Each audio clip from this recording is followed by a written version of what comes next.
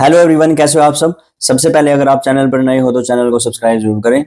आज मैं आपको एक वीडियो में पूरा सिलेबस रिवाइज करवाऊंगा। और जो बच्चे पूछ रहे हैं कि पेपर हमें इंग्लिश में करना है या हिंदी में करना है, तो सबसे पहले अपने स्कूल में जाकर पूछो कि उन्होंने कौन सा मीडियम फिल किया है। स्कूल वालों की तरफ से ऑनलाइन फॉर्म सबमिट किया जाता है, उसमें मीडियम का ऑप्शन आता है, तो उसमें क्या फिल किया है तुम्हारा वो पूछो स्कूल वालों से।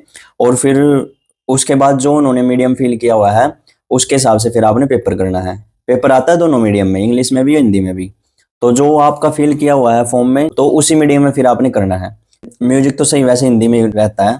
तो सबसे पहले तो मैं आपको बता दूं, वीडियो को स्टार्ट करो, लास्ट तक जरूर देखना।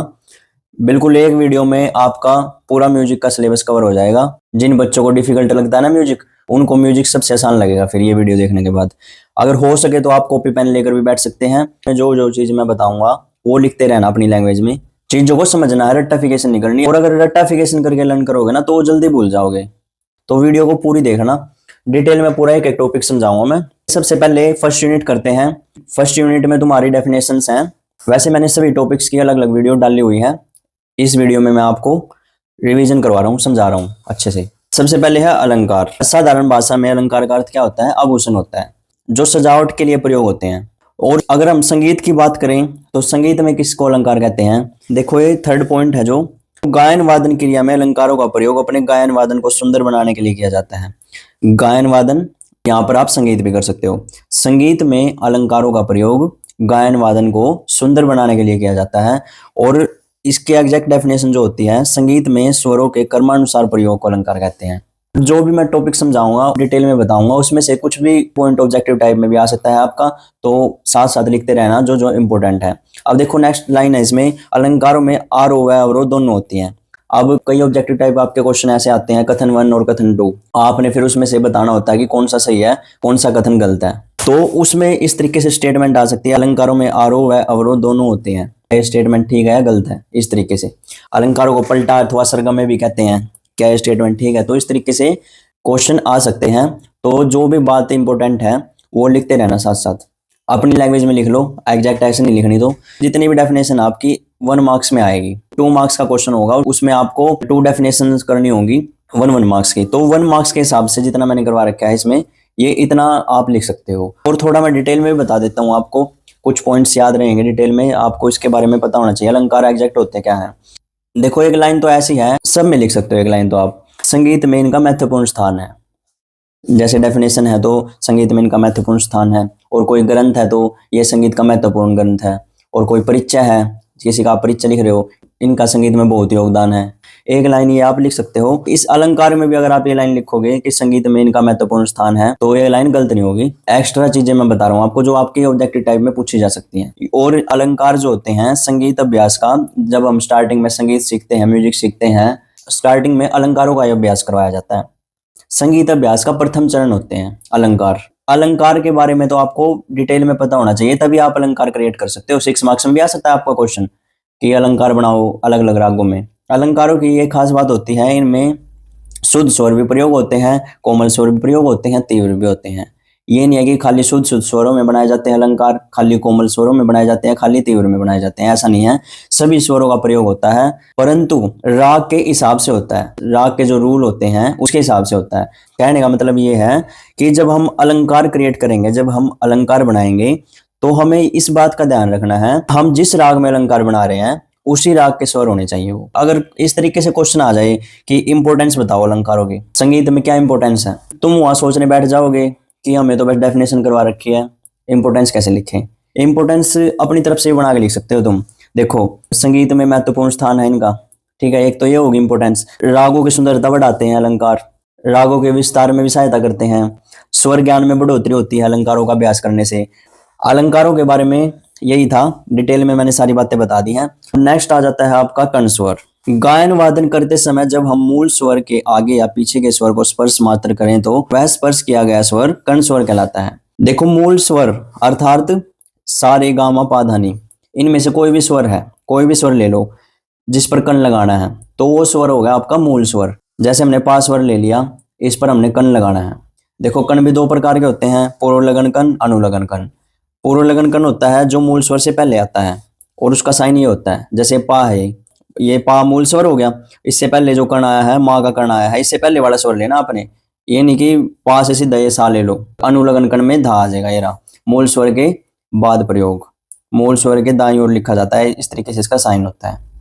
किसी भी स्वर को ले सकते हो आप, रे को ले लो। अगर लेफ्ट साइड आएंगे तो सा का कण लग जाएगा, पूर्व लगन कण हो जाएगा वो। राइट साइड में अनुलग्न कण हो जाएगा, गा का कण लग जाएगा ऊपर। किसी भी स्वर को ले सकते हो आप, जरूरी नहीं है कि मैंने पा लिया है तो आपने पा ही लेना है। किसी भी स्वर को ले सकते हो। देखो यहाँ पर गा लिया हुआ है, ये पूर्व लगन कण और अनुलग्न कण। तो अगर आपने नी लिया है तो इससे आगे मैं सोचना कि स्वर ही नहीं है, इससे आगे तार सप्तक का सा आ जाएगा। सा से इधर नी मंदर सप्तक का। आपको पता है ना, मैं बार बार बता चुका हूँ, इधर मंदर सप्तक होता है, इधर तार सप्तक होता है। ये मध्य सप्तक के स्वर लिखे हुए हैं। तो आपने नी ले लिया, नी के आगे का स्वर या पीछे का स्वर। जब हम नी को गाएंगे तो उसके आगे या पीछे का स्वर जब हम स्पर्श करेंगे तो वो कर्ण स्वर है। सिंपल सी लैंग्वेज ये है। इससे आगे सा है, सा इसके बाद लिखा हुआ है, इसके ऊपर लिखा हुआ है सा कर्ण लगाकर, तो हो गया अनुलग्न कर्ण। अगर इससे इधर आपने कर्ण लिया है तो इधर धागा कर्ण आ जाएगा, नी के इधर लिखा जाएगा लेफ्ट साइड में। ये है सिर्फ इसमें 1 मार्क्स का टॉपिक है आपका। ओके, नेक्स्ट है आपका मींड। मींड क्या होती है? मींड उस क्रिया को कहते हैं जिसमें एक स्वर को दूसरे स्वर तक अखंडित रूप से खींचा जाता है। सिंपल सी लैंग्वेज है।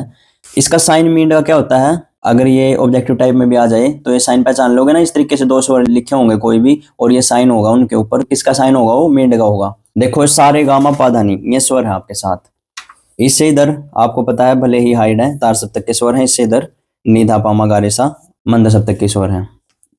इससे इधर नी धा पा अगर लिखना चाहो तो इससे इधर सा रे गा मा पा धा नी सा सबके ऊपर डोट आ जाएगी। इस तरीके से स्वर होते हैं। कोई भी स्वर ले लो इनमें से, जैसे आपने मंदर धा ही ले लिया, ये ले लो, ये मंदर धा, और कोई भी स्वर लिया है जो आपने, उसके बीच में 2 स्वर छोड़ दो। अगला स्वर लिखना है उसका रे है, 2 स्वर छोड़ दिया हमने नी और सा, अगला स्वर है रे, तो धा से रे पर मींड आ जाती है। अब देखो जो हमने धा नी सा रे ये 4 स्वर आए हैं, धा से रे के बीच में नी और सा और आया है। तो मींड इस तरीके से ली जाती है जो बीच के स्वर होते हैं इनका उच्चारण भी हो और ध्वनि खंडित भी ना हो। इसमें लिखा है ना, देखो अखंडित रूप से खींचा जाता है। तो वही बात है, कोई भी स्वर ले लो, आप पा ले लो, अब पा के बीच में 2 स्वर छोड़ दो, इसके बाद सा आ जाएगा, इस पर ये साइन लगा दो मींड का।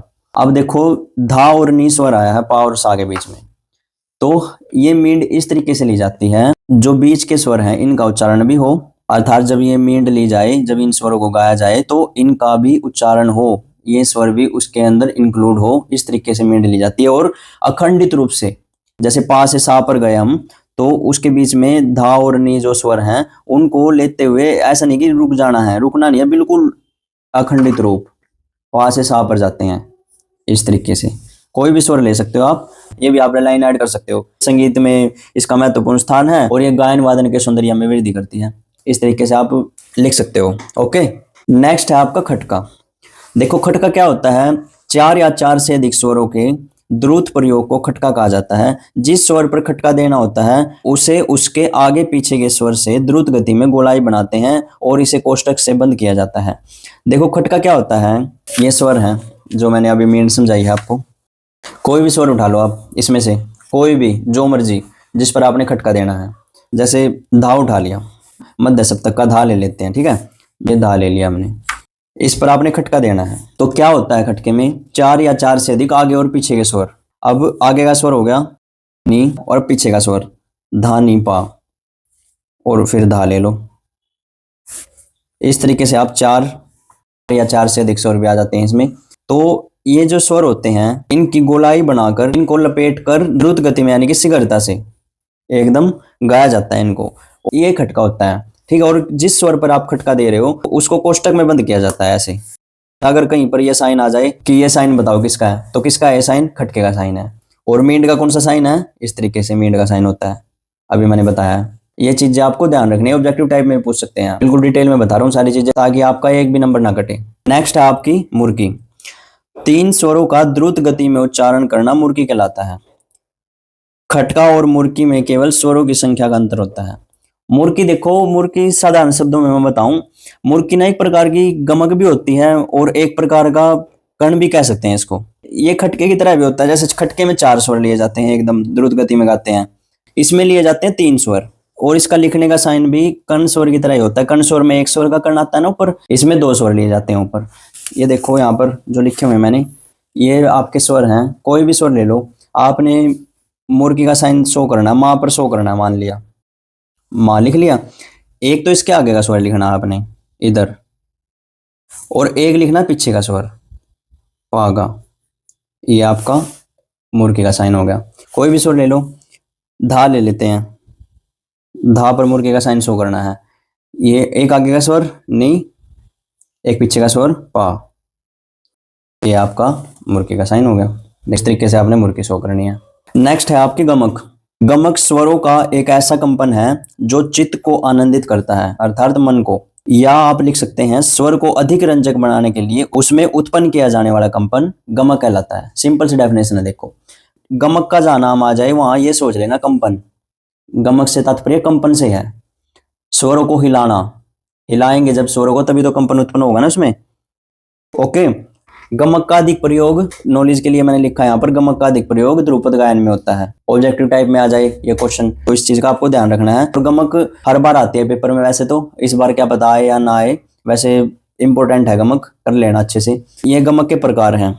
संगीत रत्नाकर में 15 प्रकार की गमक बताई गई है, और संगीत पारिजात में 20 प्रकार की गमक बताई गई है। तिरिप, सपूरित, कंपित, लीन, आंदोलित, वलित, त्रिभिन्न, कुरुल, आहत, उल्लासित, पल्लवित, ओमपित, मुद्रित, नामित, मिश्रित, ये आपके गमक के 15 प्रकार हैं। और अगर आपसे 15 प्रकार लर्न नहीं हो रहे, पता क्या करना है, ये लिख देना कि संगीत रत्नाकर में 15 प्रकार की गमक बताई गई है और संगीत पारिजात में 20 प्रकार की गमक बताई गई है। ये लाइन भी आप ऐड कर सकते हो उसमें, ठीक है, संगीत पारिजात वाली। और इसके बाद फिर 3-4 जो है नाम लिखकर आदि लगा देना पीछे, जैसे एटीसी होता है ना इंग्लिश में, एटीसी बोलते हैं जिसको, आदि। जैसे त्रिप, स्फुरित, कंपित, लीन आदि नाम दिए गए हैं इस तरीके से। ये जितनी भी डेफिनेशन करवा रहा हूँ मैं सारी 1 मार्क्स में आएंगी आपकी। एक क्वेश्चन में होंगी 3 या 4 डेफिनेशन, उसमें से भी आपको 2 ही करनी होती हैं, और एक क्वेश्चन में कुल 2 ही होती हैं डेफिनेशन 1 मार्क्स की। यानी कि फर्स्ट यूनिट से आपके 4 मार्क्स हैं। जिसको फर्स्ट यूनिट लर्न होगी तो 4 मार्क्स हो गए उसके पक्के। ओके। नेक्स्ट है आपका ग्राम। ये वाला टॉपिक भी इंपॉर्टेंट है। इंपॉर्टेंट तो वैसे सारे ही हैं, लेकिन ऑब्जेक्टिव टाइप में क्वेश्चन आ जाता है इसमें से भी, ग्राम में से। देखो सिंपल सा है, 7 स्वरों के समूह को ग्राम कहते हैं। सिंपल सी डेफिनेशन है इसकी, बस एक लाइन की, 7 स्वरों के समूह को ग्राम कहते हैं, जो एक व्यवस्थित स्वर समूह होता है। इसके बाद ये मैंने आगे डिटेल में समझाया हुआ है, 1 मार्क्स का टॉपिक है ये भी। आपका ये मत सोचना कि 6 मार्क्स का टॉपिक है, इतना बड़ा है तो। वैसे बताऊंगा मैं क्या लिखना है इसमें, डेफिनेशन होगी आपकी आगे। पंडित अहोबल जी के अनुसार निश्चित श्रुति अंतरालों पर स्थापित 7 स्वरों के समूह को ग्राम कहा जाता है। पंडित अहोबल ने भी डेफिनेशन यही दी है ग्राम की, कि 7 स्वरों के समूह को ग्राम कहते हैं। इसके बाद प्राचीन ग्रंथों में ग्राम के 3 भेद मिलते हैं, षडज ग्राम, मध्यम ग्राम और गंधार ग्राम। सबसे पहले षडज ग्राम देख लेते हैं। देखो हमारे जो 7 स्वर है ना, 7 शुद्ध स्वर हैं, वो ना किसी श्रुति पर स्थापित है। ये 22 श्रुतियां हैं। 22 श्रुतियां इस तरीके से आप समझने के लिए अगर लिखना भी चाहो तो लिख सकते हो। चौथी श्रुति पर सा है, 7वीं पर रे है, 9वीं पर गा है, 13वीं पर मा है, 17वीं पर पा है, 20वीं पर धा है और 22वीं पर नी है। देखो 4-3-2, 4-4-3-2, ये तो आपको इजी है, बिल्कुल लर्न करना ही पड़ेगा। 4-3-2, 4-4-3-2, ये षडज ग्राम की बात कर रहा हूँ मैं, समझने के लिए। देखो अगर ऑब्जेक्टिव टाइप में कुछ क्वेश्चन ऐसा आ जाए कि षडज ग्राम में रे कौन सी श्रुति पर स्थापित है, 7वीं पर है, तो इस तरीके से आपको निकालना पड़ जाए तो क्या करना है, इस तरीके से 22 पॉइंट बना लोगे। ये सोच लो कि ये 22 श्रुतियां हैं। 4-3-2, 4-4-3-2, ये तुम्हें याद है, तो यहाँ से स्टार्ट हो जाओ 4 से। देखो 4 पर सा है, 4 फिर 1-2-3, इसको इंक्लूड नहीं करना, 1-2-3 है, कभी ऐसा करो। इसके बाद सा के बाद जो तीसरी श्रुति आएगी उस पर रे है, देखो। उसके बाद फिर दूसरी श्रुति पर गा है, उसके बाद क्या 4, 1-2-3-4, चौथी श्रुति पर उसके बाद फिर माँ है, फिर 4 है, 1-2-3-4, माँ के बाद चौथी श्रुति पर फिर 17वीं श्रुति पर पा है, पंचम है, फिर 3 है, 1-2-3, 20वीं पर धा है और फिर 2, 22वीं पर नी है ना, बिल्कुल इजी।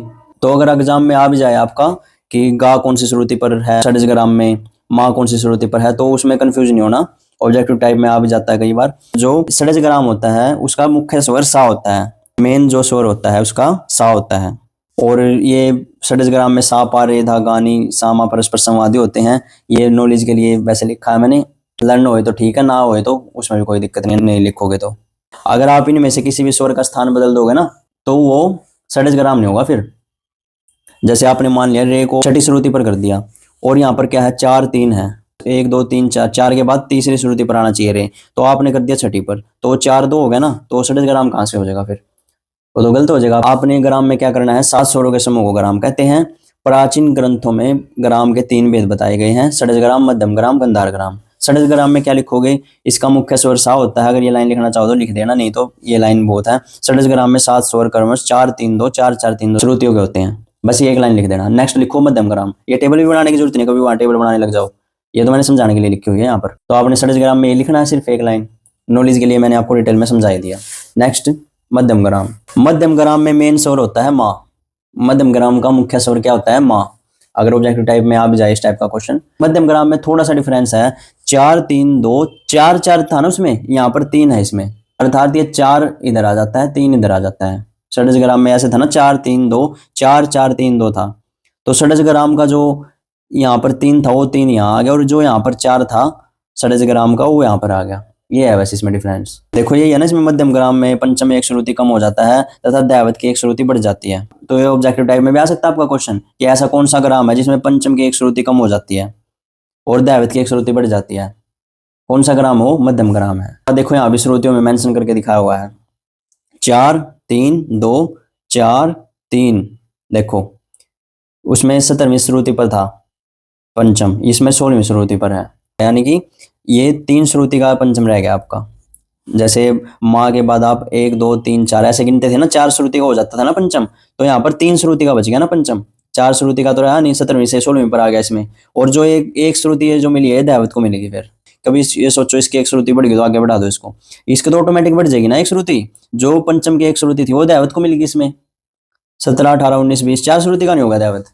इसमें ऐसे भी क्वेश्चन आ सकता है कि कौन से ग्राम में 3 श्रुति का पंचम होता है, 3 श्रुति का पंचम मध्यम ग्राम में होता है, और षड्ज ग्राम में 4 श्रुति का पंचम होता है। जिस जिस श्रुति पर जो भी स्वर स्थापित है उसको उतनी ही श्रुति मिली हुई है। जैसे अब 9 के बाद जो श्रुति हैं ये सारी 1 2 3 4, ये चारों की चारों श्रुतियां माँ को मिली हुई है। इसके बाद 8 और 9 ये 2 श्रुतियां गा को मिली हुई है, इसलिए यहाँ पर ये लिखा हुआ है, देखो 4 3 2 4 3 4 2। मध्यम ग्राम में भी आपको ये करना है, मध्यम ग्राम में 7 स्वर क्रमश 4 3 2 4 3 4 2 श्रुतियों के होंगे। ये लाइन लिखकर खत्म करो, 1 नंबर में होगा बस ये। और गंधार ग्राम की डेफिनेशन में आपको ज्यादा लिखने की जरूरत नहीं है, वैसे नॉलेज के लिए बता दूं, इसका जो मेन स्वर होता है वो नी होता है गंधार ग्राम का। और ये ग्राम ऐसा है विलुप्त हो गया था, जो ऑब्जेक्टिव टाइप में भी क्वेश्चन आ सकता है कि कौन सा ग्राम था जो विलुप्त हो गया था, गंधार ग्राम था वो। इसमें आपको ज्यादा कुछ लिखने की जरूरत नहीं है, सिर्फ ये लिख देना कि गंधार ग्राम विलुप्त हो गया था, और इसका दूसरा नाम निषाद ग्राम भी है, इसका मुख्य स्वर जो है निषाद है, नी है। और इनमें से अगर ये भी लाइन याद हो सके तो लिख देना, नहीं तो बहुत है इतना भी। इस ग्राम में निषाद की 4 श्रुतियां, अन्य स्वरों की 3 3 श्रुतियां होती है। निषाद की 4 श्रुतियां होती हैं इसमें, और बाकी के जो स्वर बच गए उनकी 3 3 श्रुतियां होती हैं। इस तरीके से स्वर स्थापित हैं इसमें। वैसे नॉलेज के लिए देखना चाहो तो देख सकते हो कि 3 3 श्रुति मिली हुई है सारे स्वरों को, सिर्फ निषाद को 4 श्रुति मिली हुई है। ये जो आगे बाद की श्रुति है ना, ये 3 और 1 4, ये निषाद को मिलेंगी सारी श्रुति। ओके, नॉलेज के लिए देख सकते हो आप। ये आपका ग्राम था, डिटेल में बता दिया मैंने बिल्कुल। नेक्स्ट टॉपिक है आपका मूर्छना।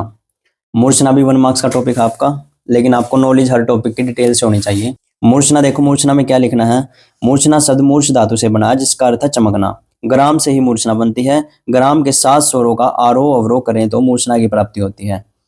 ये ऑब्जेक्टिव टाइप में आया था लास्ट टाइम क्वेश्चन कि ग्राम के 7 स्वरों का आरोह अवरोह करने से किसकी रचना होती है, इस तरीके से क्वेश्चन आया था, मूर्छना की रचना होती है। कई बच्चे उसका ग्राम लिखाए थे तो वो गलत था उनका। 7 स्वरों के समूह को कहते हैं ग्राम, और 7 स्वरों के अगर आरोह अवरोह करेंगे हम, 7 स्वरों का आरोह अवरोह करेंगे तो मूर्छना की प्राप्ति होगी, हम उसे मूर्छना कहेंगे। मूर्छना की जो उत्पत्ति है वो ग्राम से ही मानी जाती है। ये प्रत्येक ग्राम से 7 मूर्छनाएं बनती हैं। देखो 1 मार्क्स में आपको इतना ही लिखना है, ज्यादा लिखने की जरूरत नहीं है। और वैसे नॉलेज के लिए मैं बता दूं आपको, देखो पंडित सारंगदेव जी ने भी मूर्छना की डेफिनेशन दी हुई है, जिससे राग चमकते उभरते अथवा उत्पन्न होते हैं उसको मूर्छना कहते हैं। ये भी आप लिख सकते हो मूर्छना में, ये पॉइंट भी। और ये नॉलेज के लिए देखो मैंने यहाँ पर लिख हुई रखा है, षड्ज ग्राम की 7 मूर्छनाएं होती हैं। आरोह भी होता है और अवरोह भी होता है। षड्ज ग्राम की मूर्छना सा से स्टार्ट होती है। देखो मध्यम ग्राम की मूर्छना होगी माँ से शुरू। ये गंधार ग्राम की मूर्छनाएं हैं, नी से स्टार्ट है। मूर्छनाओं के भेद भी बताए गए हैं, 4 प्रकार बताए गए हैं, पूर्णा, साढ़वा, ओडव, साधारणी। पूर्णा 7 स्वर, साढ़व 6 स्वर, ओडव 5 स्वर, साधारणी अंतर गंधार और काकले निषाद युक्त मूर्छना होती है। ये जो 2 स्वर थे ना, तुम्हारा जो 11th में भरत मुनि जी का ग्रंथ था नाट्य शास्त्र, भरत मुनि थे ना जो, उन्होंने दिए थे ये स्वर 2। अंतर गंधार और काकली निषाद, नॉलेज के लिए बता रहा हूँ मैं तुम्हें। ओके, नेक्स्ट टॉपिक आपका अलाप। अलाप, तान, अलंकार, ये ऐसे टॉपिक हैं 6 मार्क्स में भी आ सकते हैं, इसलिए इनके बारे में आपको डिटेल से पता होना चाहिए। अलाप देखो किसे कहते हैं, जब कलाकार अपनी कल्पना के माध्यम से राग के चलन के अनुसार राग में लगने वाले स्वरों का विस्तार करके राग का स्वरूप स्पष्ट करता है, उसे अलाप कहा जाता है। अलाप आकार में अनोम तुम, ताना देरे ना आदि शब्दों में भी किया जाता है। ओके, जब गीत के शब्दों का प्रयोग करके अलाप किया जाता है तो उसे बोल अलाप कहते हैं। ये ऑब्जेक्टिव टाइप के लिए आपका इंपोर्टेंट बन जाता है पॉइंट। गीत के शब्दों का प्रयोग करके अलाप किया जाता है तो उसे बोल अलाप कहते हैं, ये आपको याद रखना है। 1 मार्क्स में आपने डेफिनेशन लिखनी है। और जब आपको अलाप पता लग गया, डिटेल में अलाप पता लग गया आपको क्या है अलाप, तो आपको क्रिएट करने में भी इजी होगा। ये अलाप था आपका। इसके बाद है आपका तान। देखो, तान शब्द का अर्थ है तानना या विस्तार करना। तानों में भी विस्तार ही किया जाता है, लेकिन इसमें अलाप जो होता है विलंबित लय में होता है। वो एक और पॉइंट मैं बता दूं, और तान जो होती है वो द्रुत लय में होती है। इसमें भी राग में लगने वाले स्वर समूह को विभिन्न ढंगों से प्रस्तुत करने को तान कहा जाता है। और वही गीत के बोल इसमें भी अगर हम प्रयोग करेंगे तो इसे बोल तान कहेंगे। तान द्रुत लय में गाई जाती है, ये इंपॉर्टेंट बात मैंने बता दी। ये तान अगर आपकी 1 मार्क्स में आती है तो आपने 1 मार्क्स में इतनी ही लिखनी है, और डिटेल में आपको 6 मार्क्स के क्वेश्चन के लिए पता होनी चाहिए। ये तान के प्रकार हैं, कुछ प्रकार अगर आपसे सारे लर्न ना हो तो आपको 6 मार्क्स के क्वेश्चन के लिए लर्न करने पड़ेंगे। और आप जब 1 मार्क्स की डेफिनेशन लिखोगे तो उसमें भी लिख सकते हो कि तान के कुछ प्रकार भी हैं, जैसे जो भी नाम याद है आपको 5-6 नाम आप लिख सकते हो। लेकिन 5-6 नाम अगर आपने लर्न किया है तो उनके बारे में आपको डिटेल से पता होना चाहिए कि स्पाट तान होती क्या है। जैसे स्पाट तान लर्न किया आपने तो आपको ये पता होना चाहिए कि स्पाट तान होती क्या है। बहुत सारे प्रकार लिखे हुए हैं यहाँ पर, इनमें से जो भी आपको ईजी लगे मैं बताऊंगा, 3-4 आप कर सकते हो लर्न। क्योंकि आपको जो अगर तान बनानी पड़ गई तो वहां पर ये आ गया कि स्पाट तान बनाओ राग मालकोस में। आपको स्पाट तान ही नहीं पता होगा तो आप स्पाट तान बनाओगे कैसे। स्पाट तान को शुद्ध तान भी कहते हैं, अगर शुद्ध लिखा हो या स्पाट लिखा हो तो एक ही बात है। जिस तान में स्वरों का क्रम सीधा होता है, आरो ओरो एक जैसा हो, जैसे सारेगामा पा धा सा सा नी धा पा मा गा रे सा, ये स्पाट तान थी। सिंपल। आपसे ऑब्जेक्टिव टाइप में भी पूछ सकते हैं, स्वर दे के सारेगामा पा धा सा सा नी धा पा मा गा रे सा, ये बताओ तान का कौन सा प्रकार है। अब छूट तान। छूट तान क्या होती है, जब तार सप्तक के किसी स्वर से तेजी से मध्य दशा पर आते हैं। जब हम तार सप्तक के किसी स्वर से तेजी से ऊपर से नीचे की तरफ आते हैं, यानी कि जैसे हम तार सप्तक के सा में हैं, सा नी धा पा मा गा रे सा, तो तेजी से सा पर आना है, मध्य सा पर, उसे छूट तान कहते हैं। अलंकारिक तान नाम से ही पता लग रहा है, जिसमें अलंकारों की तरह जो गाई जाए। अलंकार आपको करवाई दी मैंने, अलंकार आपको पता ही होगा। अलंकारों का प्रयोग किया जाता है देखो इस तान में। वक्रतान, स्वरों का प्रयोग वक्र होता है। वक्र का मतलब समझते हो ना, एक होता है सारे गामा पा धा नी सा, तो सिंपल होगा। एक होता है जैसे राग बागेश्वरी में होता है पा का अवरोह में वक्र प्रयोग, सा नी धा पा मा गा रे सा नहीं होता उसमें, और उसमें होता है सा नी धा मा पा धा मा। पा का प्रयोग कैसे किया देखो, एक तो होता है सा नी धा पा मा गा रे सा, ये देखो सिंपल है। और पा का प्रयोग अब मैं ऐसे करूंगा कि सा नी धा मा पहले मा लिया फिर पा लिया, सा नी धा मा पा धा मा गा रे सा, इस तरीके से। तो ये स्पाट तान, वक्रतान और छूट तान भी अगर लर्न होती है तो ये जी है, वैसे ये आप कर सकते हो। और इसमें कूट तान कर लेना, एक कूट तान कर लेना, और एक कर लेना जो इंपॉर्टेंट है बोलतान। गीत के बोलों का प्रयोग जिसमें होता है वही बोलतान होती है, तो आपको पता ही है, नाम से ही पता लग रहा है बोलतान। वर्ड वैसे सारों को लेना है, और 4-5 पॉइंट जो मैंने बताए हैं यहाँ पर लर्न कर लेना। ओके, ताकि आप ऑब्जेक्टिव टाइप भी अच्छे से कर सको। ये तान का टॉपिक था आपका। फर्स्ट यूनिट आपकी यहाँ पर खत्म हो जाती है। अब मैंने फर्स्ट यूनिट समझा दी पूरी। ये आपकी 4 मार्क्स की यूनिट है, इसमें आपके 4 में से 4 नंबर फुल आने चाहिए बिल्कुल। और ये तो मैंने 2 मार्क्स वाले क्वेश्चन की बात बताई है, ऑब्जेक्टिव टाइप नहीं गिन रहा मैं किसी में भी। 8 नंबर ऑब्जेक्टिव टाइप, उसको तो अलग निकाल दो, वो किसी भी टॉपिक में से आ सकते हैं। तो ऑब्जेक्टिव टाइप भी इनमें से आ सकते हैं। डिटेल में पढ़ना है इनको, जैसे मैंने समझाया है, बिल्कुल समझ के करोगे ना तो बिल्कुल ईजी लगेगा। अगर रटाफिकेशन करोगे तो पेपर में जाके भूल जाओगे। अब आ जाते हैं नेक्स्ट यूनिट पर। तो रागों का समय सिद्धांत। सेकंड यूनिट में आपका एक ही टॉपिक है और 2 मार्क्स का टॉपिक है। प्राचीन काल से ही रागों को एक निश्चित समय पर गाने बजाने का प्रचलन चलता आ रहा है, और आधुनिक भारतीय संगीत में भी रागों को गाने बजाने का एक निश्चित समय माना गया है। विद्वानों ने रागों का समय अपने अपने मत के अनुसार अलग अलग से निश्चित किया है। आपने सिंपल 1-2 लाइन लिखनी है। ये लिखना कि प्राचीन काल से ही रागों को उनके निश्चित समय पर गाने बजाने का जो प्रचलन है वो चलता आ रहा है, और आज भी अगर हम रागों को उनके निश्चित समय पर गाते बजाते हैं तो उनका एक अलग ही इफेक्ट पड़ता है, अच्छा प्रभाव पड़ता है उनका। ये लिखनी है सिंपल 1-2 लाइन, ठीक है। इसके बाद ये लिख सकते हो आप, विद्वानों ने रागों का समय अपने अपने मत के अनुसार अलग अलग रूप से निश्चित किया है। पॉइंट आपने सारे लिखने हैं, इसमें पॉइंट को स्किप मत करना, चाहे शॉर्ट में लिख दो। और 2 मार्क्स में ये भी नहीं है कि आपका पूरा ही क्वेश्चन आएगा, पूरा भी आ सकता है और कोई पॉइंट भी आ सकता है स्पेशल। इस पॉइंट की सबसे इंपॉर्टेंट बात बता दूं मैं, संधि प्रकाश राग कोमल रेधा वाले राग होते हैं। ऑब्जेक्टिव टाइप में भी आपका क्वेश्चन आ सकता है। इसको अच्छे से याद कर लो। संधि प्रकाश राग कौन से होते हैं? कोमल रेधा वाले होते हैं, शुद्ध रेधा वाले नहीं, कोमल रेधा वाले राग। और इनका समय क्या होता है? 4 से 7 का, सुबह भी और शाम को भी। ये वे राग होते हैं जिनमें रेधा कोमल प्रयोग होता है। इनको संधि प्रकाश राग भी कहते हैं। इनका गायन समय प्रातःकाल भी 4 से 7 और सायंकाल भी 4 से 7 का होता है। और यहाँ कुछ रागों के नाम लिखे हुए हैं, ये इसके एग्जाम्पल हैं। ये जो राग हैं ये संधि प्रकाश राग है। भैरव राग, ये भी आ सकता है पॉइंट। आपके सिलेबस में से कौन सा राग संधि प्रकाश राग है? भैरव राग है, ये लर्न करना है आपने। अगला पॉइंट आपका शुद्ध रेधा वाले राग। शुद्ध रेधा वाले का समय होता है 7 से 10, सुबह भी और शाम को भी, प्रातःकाल भी और सायंकाल भी। ठीक है, इसका 4 से 7, इसका 7 से 10। ये यहाँ भी थाटों के नाम ही है, पूर्वी, मारवा, भैरव। इनसे जो उत्पन्न राग होते हैं वो संधि प्रकाश राग होते हैं। और खमाज, कल्याण, बिलावल, थाट के राग शुद्ध रेधा वाले राग होते हैं जिनका समय 7 से 10 होता है। नेक्स्ट पॉइंट है आपका कोमल गानी वाले राग। कोमल गानी वाले राग कौन सी थाट के राग होते हैं? काफी, आसावरी, तोड़ी। और इनका समय होता है सुबह भी सेम और शाम को भी सेम। कई बच्चे ऐसा कर देते हैं 10 से 4 प्रातःकालीन और 4 से 10 सायंकालीन। 10 से 4 ही सुबह आएगा, 10 से 4 ही शाम को आएगा। उल्टा नहीं करना आपने, इसको 4 से 10 नहीं करना, 10 से 4 ही करना है। ओके, नेक्स्ट पॉइंट है आपका अधोदर्शक स्वर पर आधारित राग। ऑब्जेक्टिव टाइप में भी आ सकता है। कौन से स्वर को अधोदर्शक स्वर कहा जाता है? कौन से स्वर को कहा जाता है? माँ स्वर को, मध्यम जो स्वर होता है। जिन रागों में माँ तीव्र होता है ना, वो शाम को गाए जाते हैं राग, शाम के समय। और जिन रागों में माँ शुद्ध होता है वो गाए जाते हैं सुबह के समय। तो आप इससे अंदाजा लगा लो। अब माँ तीव्र का आपको ये पता है, माँ तीव्र वाले राग शाम को गाए जाते हैं। तो शाम का समय कब आएगा? दिन के 12 बजे के बाद ही तो आएगा। दिन के 12 बजे से रात के 12 बजे के बीच में गाए जाएंगे ये राग। तो इससे जल्दी लर्न हो जाएगा आपको। और सुबह कब होगी? रात के 12 बजे से दिन के 12 बजे तक के बीच का जो समय होता है, उस समय जो राग गाए जाते हैं उनमें शुद्ध माँ का प्रयोग होता है।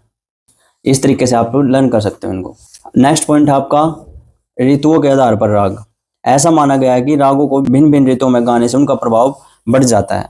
इसमें भी एक ही लाइन लिखनी है आपने कि कुछ राग ऋतुओं के आधार पर भी गाए जाते हैं।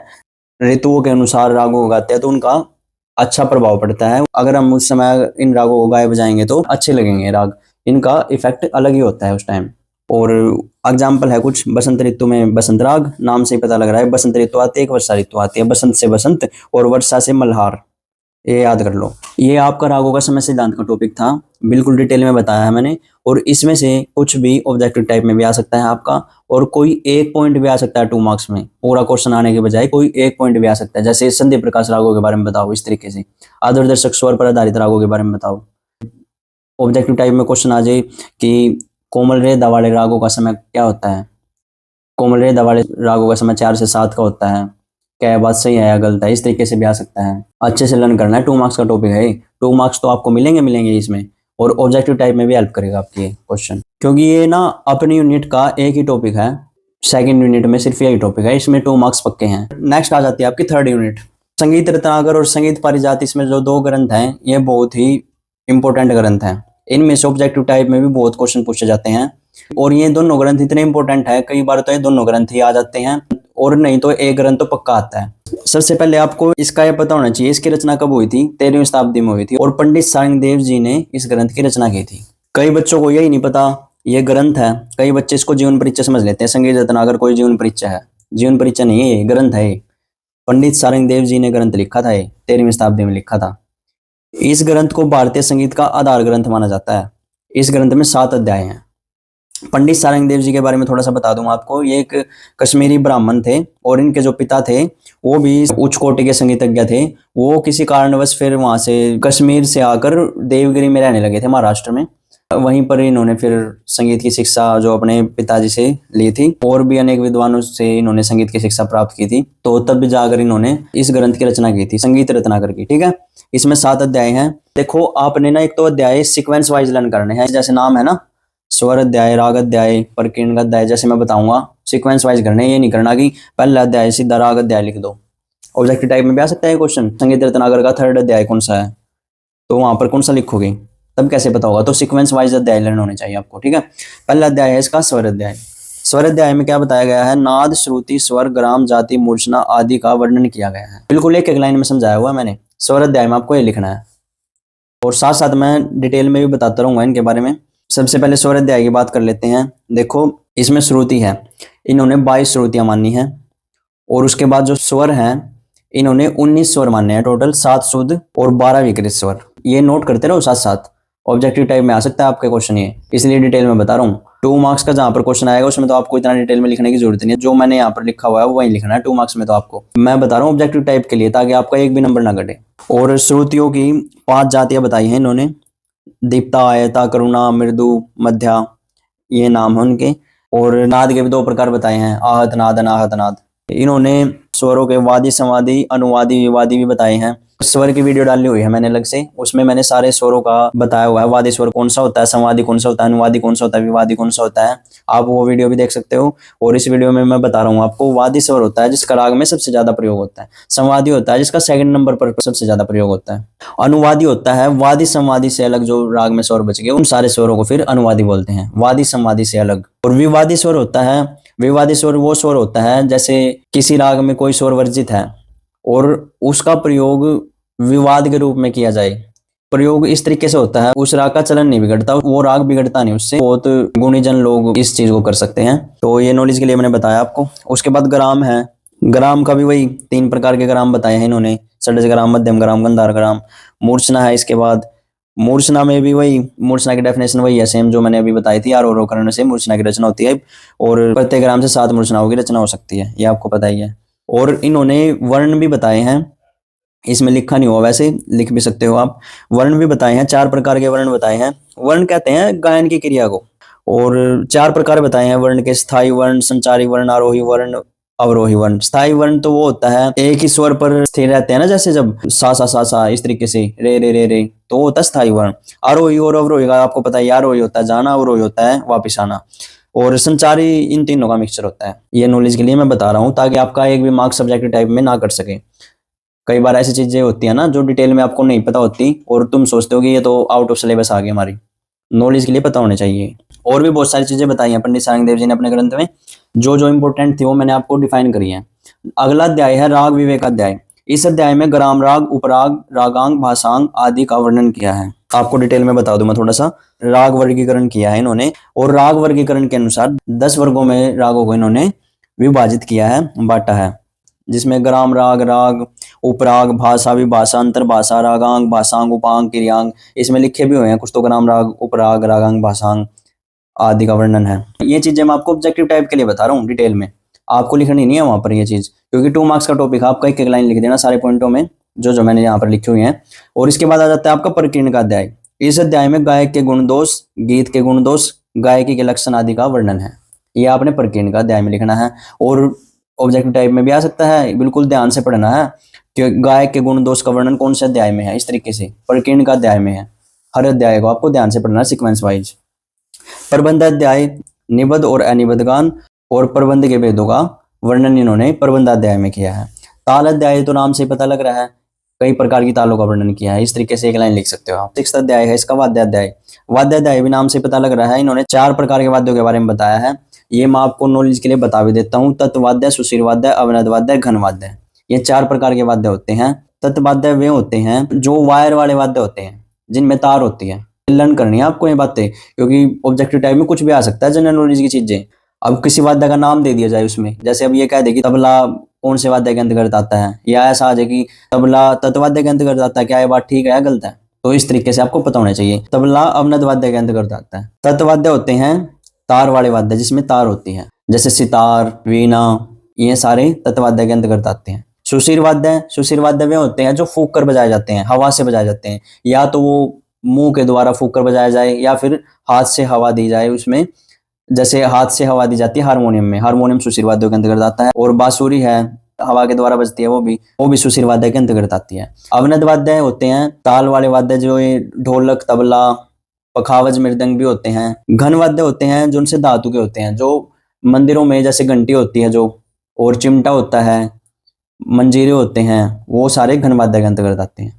इन्होंने 4 प्रकार के वाद्यों का वर्णन किया है, और वाद्यों व वादकों के गुण दोष भी इन्होंने बताए हैं वाद्य अध्याय में। नृत्यनाध्याय में क्या बताया है इन्होंने इसमें नृत्य और नाट्य आदि का वर्णन किया है। इस तरीके से आप नृत्यनाध्याय में लिख सकते हो। 7 अध्याय बिल्कुल एक एक लाइन में समझाए हुए हैं मैंने, इजी तरीके से, इजी नोट्स हैं बिल्कुल। और देखो एक और इम्पोर्टेंट बात ऑब्जेक्टिव टाइप के लिए, इस ग्रंथ में 264 रागों का वर्णन किया गया है। ये बात आपको लर्न करनी है, ऑब्जेक्टिव टाइप में कई बार आती है ये बात। ये आपका संगीत रत्नाकर ग्रंथ था। ओके, नेक्स्ट है आपका संगीत पारिजात, जो पंडित अहोबल जी का ग्रंथ है और 1650 ईस्वी में इसकी रचना हुई थी। देखो फर्स्ट लाइन तो यही है, इस ग्रंथ की रचना 1650 ईस्वी में पंडित अहोबल जी ने की। यह संगीत का एक प्रसिद्ध ग्रंथ है। इसका फारसी में अनुवाद पंडित दीनानाथ द्वारा किया गया है। इस ग्रंथ में 500 श्लोक हैं। ओके, ये भी आपका 2 मार्क्स का टॉपिक है। 1650 ईस्वी अर्थात 17वीं शताब्दी, 17वीं शताब्दी बोल सकते हैं आप इसको। नेक्स्ट, इसमें आपने लिखना है, इस ग्रंथ में कुल 8 अध्याय हैं। देखो सभी बुक्स में आपको अलग अलग तरीके से मिलेगा ये ग्रंथ। किसी में 5 अध्याय, 5 प्रकरण भी बोल देते हैं उसको अध्याय को, या 6 अध्याय, या 7 अध्याय, या 8 अध्याय। इस तरीके से आपको अलग अलग बुक में अलग अलग तरीके से मिलेगा। और किसी में अध्याय भी नहीं लिखे हुए, डायरेक्ट पॉइंट बनाकर समझाया हुआ है, तो इसमें आपको कंफ्यूज नहीं होना। मैंने जो लिखवाया है ये बिल्कुल राइट है। फर्स्ट हेडिंग डाल लोगे आप स्वर अध्याय की। इस अध्याय में नाद, श्रुति, स्वर आदि के बारे में बताया गया है, जिसमें इन्होंने इनके विषय में प्राचीन सिद्धांतों को अपनाया है। देखो वही श्रुति इन्होंने 22 मानी है, स्वर जो है इन्होंने 29 स्वर मानने हैं इन्होंने। ये आप पॉइंट नोट कर लो ऑब्जेक्टिव टाइप के लिए। इन्होंने 29 स्वर टोटल मानने हैं, 7 शुद्ध स्वर मानने हैं और 22 विकृत स्वर मानने हैं। विकृत भी 2 प्रकार के होते हैं, कोमल और तीव्र। और अगर अलग अलग मैं बताऊं तो इन्होंने 8 कोमल विकृत और 14 तीव्र विकृत, अर्थात 8 कोमल 14 तीव्र, इस तरीके से टोटल 22 विकृत स्वर मानने हैं इन्होंने और 7 स्वर शुद्ध मानने हैं। टोटल हो गए 29। ओके, और स्वरों के लिए इन्होंने तीव्र, तीव्रतर, तीव्रतम और पूर्व, कोमल, ये संज्ञाएं जो हैं इन्होंने स्वरों के लिए प्रयोग की हैं। ऑब्जेक्टिव टाइप में आ सकता है कि तीव्र, तीव्रतर, तीव्रतम संज्ञाएं स्वरों के लिए किसने प्रयोग की हैं, तो पंडित अहोबल जी ने की हैं। और कोमल भी सबसे पहले पंडित अहोबल जी ने प्रयोग की थी, वो भी कोमल संज्ञा स्वरों के लिए। पूर्व संज्ञा, पूर्व आ जाए या कोमल आ जाए या तीव्र आ जाए, तीव्रतर, तीव्रतम, अति तीव्रतम, इस तरीके से आ जाए तो आपको नॉलेज के लिए बता रहा हूं मैं। ग्राम अध्याय, जो फर्स्ट यूनिट थी ना आपकी, उसमें आपने ग्राम की डेफिनेशन पढ़ी थी, मूर्छना की पढ़ी थी, तो वही आपने इन दोनों अध्यायों में लिखनी है। ग्राम में वही 7 स्वरों के समूह को ग्राम कहते हैं। पंडित अहोबल जी ने यही डेफिनेशन माननी है कि 7 स्वरों के समूह को ग्राम कहते हैं। और 3 प्रकार के ग्राम होते हैं, षडज, मध्यम, गंधार, वही है सेम इसमें। मूर्छना में भी वही ग्राम के स्वरों का आरोह किया जाए तो मूर्छना की रचना होती है। प्रत्येक ग्राम से 7 मूर्छनाएं बन सकती हैं। स्वर विस्तार अध्याय में स्वर की डेफिनेशन दी हुई है, जो ध्वनि स्वतः ही सुनने वाले के मन को आनंदित कर दे, स्वर कहलाती है। स्वर के 2 भेद, शुद्ध और विकृत, यह भी मैं बता चुका हूँ। 7 शुद्ध स्वर माने इन्होंने और 22 विकृत माने हैं। ओके, वर्ण अलंकार भी इन्होंने सेम वही, जैसे मैं संगीत रत्नाकर में बता चुका हूँ, वर्ण 4 प्रकार के वर्ण, स्थायी, आरोही, अवरोही, संचारी, वही है सेम। अलंकार इन्होंने 56 अलंकार माने हैं। स्वरों के क्रमानुसार प्रयोग को अलंकार कहते हैं, वही डेफिनेशन मानी है इन्होंने। नेक्स्ट, जाति अध्याय में इन्होंने 7 शुद्ध जातियां मानी है और गमक के प्रकारों का वर्णन किया है इस अध्याय में। समय अध्याय में इनके समय में जो प्रचलित राग थे उनके गायन समय का भी इन्होंने वर्णन किया है और 5 प्रकार की गीतियां बताई हैं इस अध्याय में। और सबसे जो इम्पोर्टेंट बात है इस अध्याय की, वीणा पर स्वरों की स्थापना के बारे में बताया है। पंडित अहोबल जी ऐसे विद्वान थे जिन्होंने वीणा पर स्वरों की स्थापना की थी। ये बात ऑब्जेक्टिव टाइप के लिए आपको याद रखनी है। नेक्स्ट है आपका राग अध्याय। इन्होंने 125 रागों का वर्णन किया है। देखो किसी बुक में 122 राग दिए हुए हैं, किसी बुक में 125 दिए हुए हैं। यहाँ मैंने 125 लिखा हुआ है तो आप भी 125 लिख सकते हो। ये आपका संगीत पारिजात ग्रंथ था, बिल्कुल ईजी है। 2 मार्क्स का टॉपिक है ये। एक एक दो लाइन में आपने 8 के 8 अध्यायों का वर्णन करना है। कभी आप ये सोचो कि 2 मार्क्स का टॉपिक है तो 1-2 पॉइंट लिख दे बस, या 4 पॉइंट लिख दे। अध्याय सारे लिखने हैं, संगीत रत्नाकर में भी और संगीत पारिजात में भी। संगीत रत्नाकर में 7 अध्याय हैं, इसमें 8 अध्याय हैं, तो आपने दोनों के अध्याय सीक्वेंस वाइज लिखने हैं। उनको डिफाइन चाहे एक एक दो लाइन में कर दो, लेकिन अध्याय सारे लिखने हैं आपने, तब आपको 2 मार्क्स मिलेंगे। ओके, नेक्स्ट आ जाते हैं आपके जीवन परिचय और संगीत में योगदान। सबसे पहले फयाज खान का देख लेते हैं, इनका जीवन परिचय और संगीत में योगदान। ये भी 2 मार्क्स का टॉपिक है आपका। देखो सबसे पहले जीवन परिचय के बारे में जान लेते हैं थोड़ा। फयाज खान का जन्म 1886 ईस्वी में आगरा रंगीला घराने के नाम से विख्यात ध्रुपद गायकों के परिवार में हुआ था। इनका जन्म 1886 में हुआ था और आगरा घराने से बिलोंग करते हैं ये। ऑब्जेक्टिव टाइप में जो आपके तीनों जीवन परिचय हैं, इन तीनों में से एक क्वेश्चन तो घराने का हर बार आता है। फयाज खान जी का घराना आगरा घराना है, ये आपको लर्न करना है ऑब्जेक्टिव टाइप के लिए। फयाज खान ध्रुपद जो गायक थे उनके परिवार से बिलोंग करते हैं, तो इससे आपको पता ही लग रहा होगा कि फयाज खान ध्रुपद गाते थे ज्यादा। वैसे तो ख्याल भी गाते थे, लेकिन ध्रुपद गायकों के परिवार से बिलोंग करते थे, तो ध्रुपद इनकी फर्स्ट प्रेफरेंस थी। इसके बाद इनके जन्म से लगभग 3 महीने पहले ही इनके पिता सफदर हुसैन खान का निधन हो गया था। तत्पश्चात इनके नाना ने ही इनका पालन पोषण किया और इन्हें संगीत की शिक्षा भी दी। अतः गुलाम अब्बास खान इनके नाना इनके प्रथम गुरु थे। इनकी मृत्यु वर्ष 1950 में बड़ौदा गुजरात में हुई। ये इनका जीवन परिचय था। इनके जीवन परिचय के बारे में आपको इतना ही लिखना है, ये इनफ है। जितने मार्क्स का क्वेश्चन आता है उसके हिसाब से ही मैंने सारे पॉइंट आपको लिखवाए हुए हैं, उतना ही लिखना है। इस कंफ्यूजन में मत रहना कि इतना इनफ है या नहीं। नेक्स्ट है इनका संगीत में योगदान। फयाज खान की गायकी में ध्रुपद और ख्याल दोनों ही शैलियों का अद्भुत समावेश था। देखो मैंने बोला था ना भी, ये ख्याल भी गाते थे और ध्रुपद भी गाते थे। ध्रुपद इनकी फर्स्ट प्रेफरेंस थी। ये टप्पा, ठुमरी, कवाली, गजल आदि गायन शैलियों के कुशल कलाकार थे। अर्थात ये टप्पा भी गाते थे, ठुमरी भी गाते थे, कवाली भी गाते थे और गजल भी गाते थे। ये गायकी के प्रकार होते हैं टप्पा और ठुमरी। जैसे ख्याल होते हैं ना, ख्याल और ध्रुपद होते हैं, ऐसे ही टप्पा, ठुमरी, कवाली, गजल, इस तरीके से अलग अलग डिफरेंट डिफरेंट गायकी के प्रकार हैं। आगे आलाप में नोम तोम लेना, बोल ताने लेकर सम पकड़ना इनकी विशेषता थी। छोटी छोटी और दानेदार तानों में स्वर तथा कण स्वर स्पष्ट सुनाई देते थे इनके। ठीक है। इनका उपनाम प्रेम पिया था। ये भी ऑब्जेक्टिव टाइप के लिए इंपॉर्टेंट पॉइंट है। जो अपनी बंदी से बनाते थे उसमें अपना नाम प्रेम पिया लिखते थे। प्रेम पिया नाम से इनकी बंदी से जानी जाती थी। इस नाम से इन्होंने लगभग 250 यानी कि 250 बंदिशों की रचना की। इनको मैसूर दरबार में वर्ष 1911 में आफ्ताब मोस्की, ये भी इंपॉर्टेंट पॉइंट है, आफ्ताब मोस्की, आफ्ताब मोस्की की उपाधि किसे मिली थी? फयाज खान को मिली थी। ये इंपॉर्टेंट है ऑब्जेक्टिव टाइप के लिए। आफ्ताब मोस्की की इनको उपाधि से सम्मानित किया गया था मैसूर दरबार में 1911 में। ये फयाज खान जी का छोटा सा बिल्कुल संगीत में योगदान और जीवन परिचय मैंने बताया है आपको। नेक्स्ट है बड़े गुलाम अली खान जी का जीवन परिचय और संगीत में योगदान। इनका जन्म 2 अप्रैल वर्ष 1902 में लाहौर के निकट कसूर नामक स्थान पर पाकिस्तान में हुआ था। इनके पिता अली बख्श खां थे। इनका परिवार संगीतज्ञों का परिवार था। इन्होंने अपने चाचा काले खां, बाबा सिंधे खां से संगीत की प्रारंभिक शिक्षा ग्रहण की।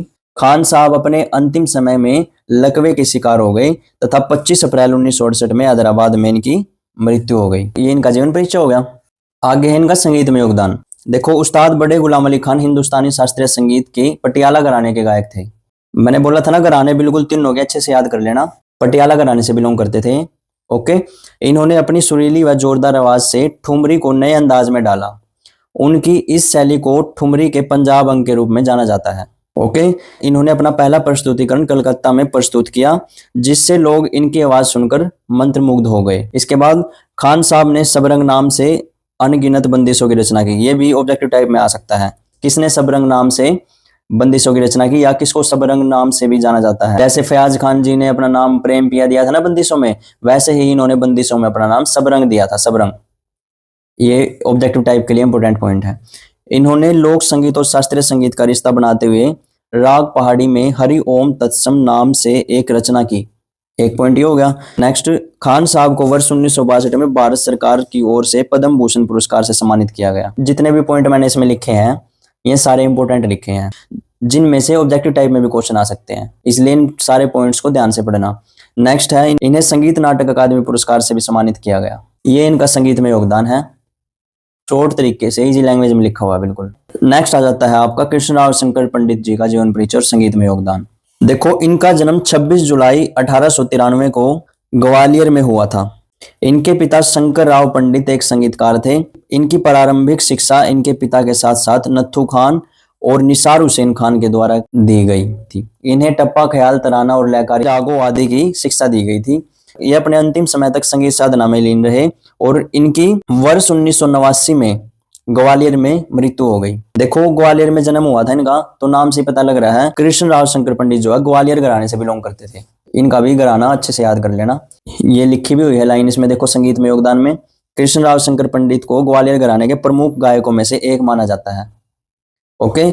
इन्होंने ग्वालियर में शंकर गंधर्व संगीत महाविद्यालय की स्थापना की। यह भी इंपॉर्टेंट पॉइंट है, ऑब्जेक्टिव टाइप में आ सकता है। ये भी कृष्णराव शंकर पंडित एक प्रतिष्ठित संगीतकार एवं समृद्ध प्रदर्शन करता थे। ये ख्याल और तराना आदि शैलियों में गायकी करते थे। इनको स्वर व वाद्य संगीत के लिए पाठ्यक्रम डिजाइन करने का श्रेय दिया गया, जिसके लिए इन्होंने 8 पुस्तकें और कई लेख लिखे। नेक्स्ट पॉइंट है आपका, वर्ष 1959 में इन्हें संगीत नाटक अकादमी पुरस्कार मिला। वर्ष 1962 में इन्हें इंदिरा कला संगीत विश्वविद्यालय ने डॉक्टरेट की उपाधि से सम्मानित किया। वर्ष 1973 में इन्हें भारत सरकार द्वारा पद्म भूषण सम्मान से नवाजा गया और 1980 में मध्य प्रदेश सरकार द्वारा तानसेन पुरस्कार से सम्मानित किया गया इनको। ये इनकी उपाधियां और पुरस्कार थे जो इन्हें मिले थे। नेक्स्ट आ जाती है आपकी फोर्थ यूनिट, जिसमें ताल है और तानपुरे को मिलाने की विधि है। जब ताल देख लेते हैं सबसे पहले, तो 2 मार्क्स में ताल आएगी। तीनों में से आपकी कोई भी ताल आ सकती है। सबसे पहले इसके बारे में मैं थोड़ा सा बता देता हूँ आपको। यह 10 मात्रा की ताल है। इसमें 2-3 मात्राओं के 4 विभाग होते हैं। इसकी पहली मात्रा पर सम अर्थात पहली ताली, तीसरी मात्रा पर दूसरी ताली, 8वीं मात्रा पर तीसरी ताली, 6ठी मात्रा इसमें खाली होती है। ये सम का साइन होता है। सम का मतलब पहली ताली आती है यहाँ पर, और यहाँ पर 2 का मतलब दूसरी ताली, और 3 का मतलब तीसरी ताली, और 0 का मतलब होता है ये साइन जो होता है खाली का होता है। ये खाली वाला विभाग होता है। और ये तबले पर बजने वाली बंद बोलों की ताल है। किस पर बजाई जाती है ये ताल? तबले पर बजाई जाती है। और इसका प्रयोग अधिकतर मध्य लय के गीतों के साथ किया जाता है। इसमें मध्य लय में द्रुत ख्याल भी गाए जाते हैं। इस ताल का आपको याद रखना है। ये इसके बोल हैं, धीना धी धीना, तीना धी धीना। दुगुन तिगुन चौगुन मैंने आपको बताई दी है। जिसको ठा लर्न है वो दुगुन भी बना लेगा, तिगुन भी बना लेगा और चौगुन भी बना लेगा। दुगुन में एक मात्रा में 2 बोल लेने हैं, 2 बोल लेते चले जाओ लास्ट तक, जैसे यहाँ पर खत्म हो जाए धीना, देखो यहाँ तक आ गया जिसमें दुगुन में। तो उसके बाद सोचोगे तुम उसके बाद क्या लिखें, उसके बाद तो खत्म हो गया। इसके बाद ये लिखना है यहाँ पर, जब तक ये 10 मात्रा तक पूरा नहीं होता, लास्ट में धीना धीधी नाती नाधी और धीना। देखो अब हुआ ना कंप्लीट। तो इस चीज का ध्यान रखना है आपने। और एक चीज और मैं बता दूं, जब आप दुगुन तिगुन चौगुन बनाओगे तो लास्ट के जो बोल होते हैं वही आते हैं। जैसे इस धी पर नहीं खत्म होता, इस पर नहीं खत्म होता, जो लास्ट मात्रा होती है ना लास्ट में वही बोल मिलेगा आपको, दुगुन में भी, तिगुन में भी, चौगुन में भी। देखो लास्ट में ना है, इसमें भी ना है, इसमें भी ना है, लास्ट बोल ना है ना। तो हर ताल में जो लास्ट बोल होता है वही आना चाहिए लास्ट में। तो इससे ये भी पता चल जाता है कि हमारी ताल ठीक बनी है या कोई मिस्टेक तो नहीं हुई बीच में। अगर मिस्टेक हुई है तो फिर वो ना पर खत्म नहीं होगी, वो बीच में खत्म हो जाएगी कहीं। कई बच्चे इन साइनों को बीच में लिख देते हैं। जैसे यहाँ 2 है तो यहाँ लिख दिया 2 इसके 4 के नीचे। ये आपको जैसे लिखे हुए हैं इसमें ऐसे लिखना है। जैसे पहली मात्रा के नीचे सम है, तीसरी के नीचे 2 लिखा हुआ है, 6ठी के नीचे 0 लिखा हुआ है, 8वीं के नीचे 3 लिखा हुआ है। कई बच्चे हर एक के बीच में लाइन लगा देते हैं, ऐसे लाइन नहीं आएगी हर एक के बीच में। कि जैसे अब ये 2 मात्रा का विभाग है तो 2 ही मात्रा आएंगी इसमें 3 मात्राएं हैं, 3 4 5, इसमें फिर 2 हैं, फिर इसमें 3 है, 8 9 10 यहाँ आ जाएगा। इन 2 मात्राओं के बाद ही लाइन लगानी है। इसमें फिर 3 के बाद, फिर 2 के बाद, फिर 3 मात्राएं बचेंगी। जोन सी मात्रा के बोल है उसी मात्रा के नीचे लिखना है। ये नहीं आप इस धी को यहाँ लिख दो एक मात्रा के नीचे और ना को यहाँ ले जाओ दूसरी मात्रा के नीचे। ऐसे ही तिगुन चौगुन जो भी बनाओगे आप, सब में आपको ध्यान रखनी है ये बातें। नेक्स्ट है आपकी रूपक ताल। रूपक ताल देखो, रूपक ताल भी तबले पर बजाई जाती है और बंद बोलों की ताल है। और ये ताल 7 मात्रा की होती है। इसमें 3 विभाग होते हैं। पहला विभाग 3 मात्रा का, दूसरा विभाग और तीसरा विभाग 2-2 मात्रा होंगे। एक तो जब आपसे परीक्षा पूछा जाए पेपर में तभी आपने परीक्षा लिखना है हर ताल का। बहुत रेयर चांस होते हैं आने के परीक्षा, बट तुम्हें पता होना चाहिए डीपली तालों के बारे में, क्योंकि ऑब्जेक्टिव टाइप में भी क्वेश्चन आ सकता है वहां से।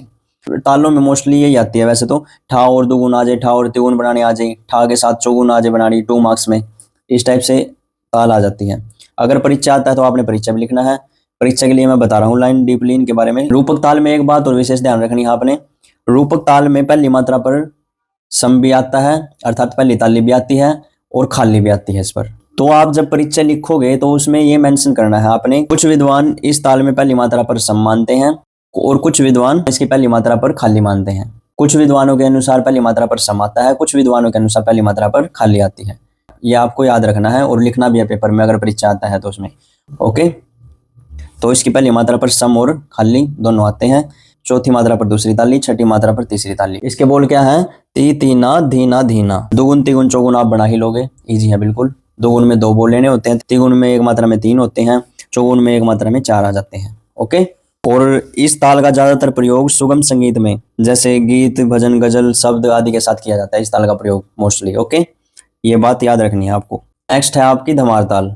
रूपक ताल और झप ताल तो बंद बोलों की ताल है और तबले पर बजाई जाती है, लेकिन धमार ताल में एक खासियत है, ये ताल पखावज वाद्य पर बजाई जाती है। पखावज वाद्य होता है, अगर किसी ने नहीं देखा तो गूगल पर सर्च करना पखावज वाद्य, उसकी इमेज आपको मिल जाएगी। तो ये पखावज वाद्य पर बजाई जाती है और खुले बोलों की ताल है ये इसकी विशेषता है। और ये 14 मात्राओं की ताल है। इसका पहला विभाग 5 मात्रा का, दूसरा 2 मात्रा का, तीसरा 3 मात्रा का, चौथा 4 मात्रा का होता है। ओके, पहली मात्रा पर सम, छठी पर दूसरी ताली, 11वीं पर तीसरी ताली, 8वीं मात्रा इसमें खाली होती है। और धमार ताल का प्रयोग इसके साथ किया जाता है। जो धमार स्वरलिपि है आपके सिलेबस में, शास्त्रीय संगीत की गायन शैली जो धमार है उसके साथ धमार ताल का प्रयोग किया जाता है। जो धमार की स्वरलिपि लिखते हो ना आप, वो धमार ताल में ही होती है। तो शास्त्रीय संगीत की गायन शैली धमार के साथ इसका प्रयोग किया जाता है, ये आपको लर्न करना है। इसके बोल हैं का धीट धीट धा, गा तीट तीट ता। दुगुन तिगुन चौगुन आप बना ही लोगे। ओके, अब देखो इनको लर्न करने का तरीका देखो। कैसे लर्न करोगे किसी भी ताल को? आपको नहीं 2-3 चीजें लर्न करनी हर ताल में। देखो, आपको बोल तो लर्न करने हैं ठा के, हर ताल के करने ही है बोल तो लर्न। इससे अलग ताल को लर्न करने का तरीका देखो, तीनों तालों का लिखा हुआ मैंने। सबसे पहले जप ताल, आपको ये लर्न करना है। 10 मात्रा की ताल होती है जप ताल। इसमें 2-3 मात्रा के विभाग होते हैं। ये 2-3 से आपको पता ही लग रहा होगा, ये 4 विभाग हो गए। 4 विभाग होते हैं, 2-3 देखो, पहला विभाग 2 मात्रा का, दूसरा विभाग 3 मात्रा का, तीसरा विभाग 2 मात्रा का, चौथा विभाग फिर 3 मात्रा का। इसके बाद इसकी छठी मात्रा पर खाली होती है। सिर्फ ये बातें याद करनी है आपको, जो मेन बातें हैं। ओके, रूपक ताल में आपको क्या लर्न करना है? 7 मात्रा की ताल होती है, 3-2-2, यानी कि पहला विभाग 3 मात्रा का, दूसरा विभाग 2 मात्रा का, तीसरा विभाग भी 2 मात्रा का होता है। इसमें 3 विभाग हो गए ना। और अगला इसकी जो खासियत है, पहली मात्रा पर सम और खाली दोनों आते हैं। धमार ताल में भी 14 मात्राओं की ताल होती है, 5-2-3-4। देखो, धमार ताल के विभाग याद करने का तरीका क्या है? पहले विभाग लर्न कर लो, 5 मात्रा का होता है। दूसरा विभाग देखो, दूसरा नाम से पता लग रहा है, दूसरा विभाग है तो 2 मात्रा का, तीसरा विभाग है तो 3 मात्रा का है, चौथा विभाग है तो 4 मात्रा का हो गया, है ना जी। 5-2-3-4, 4 विभाग हो गए। 8वीं मात्रा पर इसमें खाली होती है। तो देखो, आपको ये चीजें लर्न है। देखो, धमार ताल का बता देता हूँ आपको। जैसे सबसे पहले आपको ये लर्न है, 14 मात्रा की ताल होती है। अब पेपर में आपकी ठा और दुगुन तिगुन जो भी बनानी आती है, सबसे पहले आप 14 मात्राएं इस तरीके से बनाओगे, इस तरीके से लिखोगे पेपर में, 14 मात्राएं बना ली। उसके बाद आपको लर्न है 5-2-3-4, यानी कि इस तरीके से लाइन लगाओगे। ये विभाग बन गए आपके। पहला विभाग होगा 5 मात्रा का, दूसरा 2 का, तीसरा 3 का, चौथा 4 का। उसके बाद पता है आपको 8वीं मात्रा पर इसकी खाली है। आप इसको पहले मेंशन करना चाहो तो पहले भी मेंशन कर सकते हो। दूसरी चीज आपको नेचुरली याद रखनी है, पहली मात्रा पर सम आता है हमेशा, हर ताल में पहली मात्रा पर क्या आता है? सम। उसके बाद देखो, आपको ताली लर्न करने की जरूरत ही नहीं है। आपको ये पता है पहली मात्रा पर सम है, अर्थात पहली ताली है। तो जो ये विभाग की जो लाइन होती है, इससे जो अगली मात्रा होती है ना, इस पर ही आपने सीक्वेंस बनाते हुए, जैसे ये पहली ताली होगी, इसके बाद दूसरी ताली यहाँ, लाइन के बाद 11वीं मात्रा आ जाती है ना, इसके बाद यहाँ पर 3 आ जाएगा। ये लर्न करने का तरीका है। उसके हिसाब से फिर आपने बोल याद कर रखे हैं इसके, का धीट धीट धा, गा तीट तीट ता। ये देखो, ये बन गई ना जी। और फिर चाहे कुछ भी दिया हो, फिर दुगुन तिगुन चौगुन आप आसानी से बना सकते हो। हर ताल में ऐसे ही करना है आपने। अब जैसे रूपक ताल है, रूपक ताल का बता देता हूँ। 7 मात्राएं हैं, आपको पता है। सबसे पहले रूपक ताल में 7 मात्राएं बनाओगे, 1-2-3-4-5-6-7, लिख ली 7 मात्राएं। उसके बाद आपको पता है 3-2-2 के 3 विभाग हैं, 3-2-2, पहला विभाग 3 मात्रा का, दूसरा 2 का, तीसरा भी 2 का बच गया। ओके, उसके बाद आपको पता है इसकी पहली मात्रा पर सम भी है और खाली भी है, सम भी है और पहली मात्रा पर खाली भी है। ये सम भी लगा दो और पहली मात्रा पर खाली भी लगा दो। अब इसकी यहाँ खाली आ गई, पहली ताली आ गई, तो यहाँ पर क्या आएगी?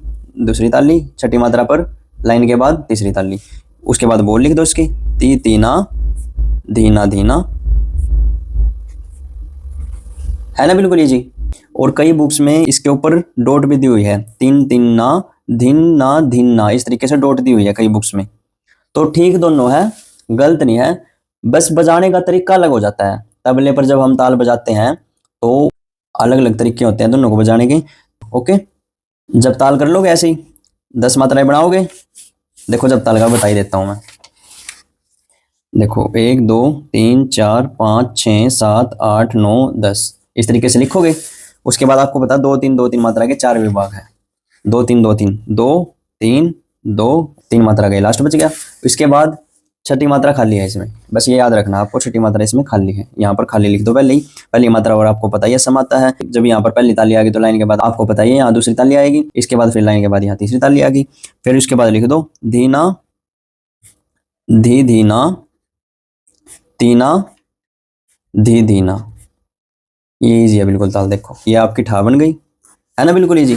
और अगर परीक्षा आ जाता है तो परीक्षा की कुछ लाइनें तो इसमें से बन जाती हैं, जो मेन मेन लाइनें होती हैं। यह 10 मात्रा की ताल होती है, इसमें दो तीन मात्रा के 4 विभाग हैं। इसकी पहली मात्रा पर समर्थार्थ पहली ताली, तीसरी पर दूसरी ताली, आठवीं पर तीसरी ताली और छठी मात्रा इसमें खाली होती है। हर ताल का ऐसा ही होगा इसमें से ही। अगर आपको ये लर्न है तो परीक्षा भी आप इसमें से बना लोगे। तो ये आपकी तालें थी तीनों। लर्न करने का तरीका भी मैंने बता दिया है और इनके बारे में ब्रीफली मैंने बता दिया है। ये आपको बिल्कुल अच्छे से लर्न करना है, क्योंकि ऑब्जेक्टिव टाइप में इनमें से कुछ भी क्वेश्चन आ सकता है। ओके, ऐसा भी आ सकता है, ऐसी कौन सी ताल है जिसकी पहली मात्रा पर सम भी आता है और खाली भी आती है, तो वो रूपक ताल है। जो कथन वाले क्वेश्चन आते हैं ऑब्जेक्टिव टाइप में, इस तरीके से आ सकता है कि कथन 1 रूपक ताल की चौथी मात्रा पर खाली होती है। क्या ये कथन सही है या गलत है? तो गलत है ये कथन, क्योंकि अगर आपको परीक्षा लर्न होगा तो आप उन कथन को देखकर बता दोगे ना कौन सा सही है कौन सा गलत है। तो आपको लर्न करना है अच्छे से। ओके, नेक्स्ट है आपका तानपुरे को मिलाने की विधि। देखो सबसे पहले तो आप तानपुरे का चित्र देखो। ये आपको ऐसे पूरा नहीं दिख रहा तो ऐसे दिखा देता हूँ टेढ़ा करके। देखो, ये देखो, दिख रहा है पूरा? तो देखो इसमें आपको तानपुरे का चित्र सबसे पहले पता होना चाहिए नॉलेज के लिए। ये इसके अंग होते हैं तानपुरे के, ये जो नाम लिखे हुए हैं सारे तानपुरे का अंग हैं। ओके, ये नॉलेज के लिए आपको पता होना चाहिए। सबसे इंपॉर्टेंट बात है तानपुरे में आपको ये पता होना चाहिए कि तानपुरे में 4 तार होती हैं। तानपुरे में कितनी तार होती हैं? 4 तार होती हैं। तानपुरे को मिलाने की विधि 100% आएगी पेपर में, और ऑब्जेक्टिव टाइप में भी इसमें से क्वेश्चन आ सकता है। देखो चारों तार कौन कौन से स्वर से मिलाए जाते हैं? पा सा सा सा, पा और 3 बार सा। जो फर्स्ट है पा और लास्ट वाला सा है, उन दोनों के नीचे डॉट। क्योंकि देखो जब आपको ये याद है पा सा सा सा, इन स्वरों के नीचे डॉट है, तो इसका मतलब ये कौन से सप्तक के स्वर हैं? मंदर सप्तक के स्वर हैं। तो 4 तार होते हैं। पहला तार मंदर के पा से मिलाया जाता है, दूसरा तीसरे तार को मिलाया जाता है सेम मध्य सा से। सेम स्वर हैं, मध्य सप्तक के सा हैं। अगर ऑब्जेक्टिव टाइप में इस तरीके से भी आ जाए क्वेश्चन कि तानपुरे के दूसरे तीसरे तार को सा से मिलाया जाता है, खाली आ जाए मध्य ना लिखा हो उसमें, खाली सा आ जाए, तो उसको रॉन्ग मत समझना उस बात को। और इसमें चौथे तार को मंदर के सा से, ये नॉलेज के लिए यहाँ लिखे भी हुए मैंने। पहला और चौथा तार जो है पित्तल का होता है, दूसरा तीसरा तार लोहे का होता है, और इनको जोड़ी के तार भी बोलते हैं। ऑब्जेक्टिव टाइप में आ सकता है ये भी कि जोड़ी के तार कौन से होते हैं, या इस तरीके से आ सकता है दूसरा तीसरा तार जोड़ी के तार होते हैं, क्या है बस ठीक है या गलत है, इस तरीके से भी। हाँ, इस तरीके से भी क्वेश्चन आ सकता है ऑब्जेक्टिव टाइप में कि जब हम राग मालकोस गाएंगे तानपुरे के पहले तार को कौन से स्वर से मिलाएंगे। तो आपको पता है जब राग मालकोस में रे और पा वर्जित है, देखो तानपुरे के पहले तार को मिलाते हैं मंदर के पा से, और पा स्वर राग मालकोस में वर्जित है, तो किससे मिलाओगे? फिर माँ से मिलाना है। तो पा स्वर जो है राग मालकोस में वर्जित है, तो उस राग को गाते हुए हम तानपुरे के पहले तारों को मंदर के माँ से मिलाएंगे, मंदर के माँ से। मंदर का ही स्वर चलेगा, यहाँ पर सप्तक चेंज नहीं होएगा, सप्तक सेम रहेगा, मंदर के ही स्वर चलेंगे, लेकिन माँ हो जाएगा पा की जगह। पा और माँ दोनों ही नहीं हो तो फिर नी से मिलाते हैं, मंदर के नी से ही। इसको लर्न कर लोगे, ठीक है?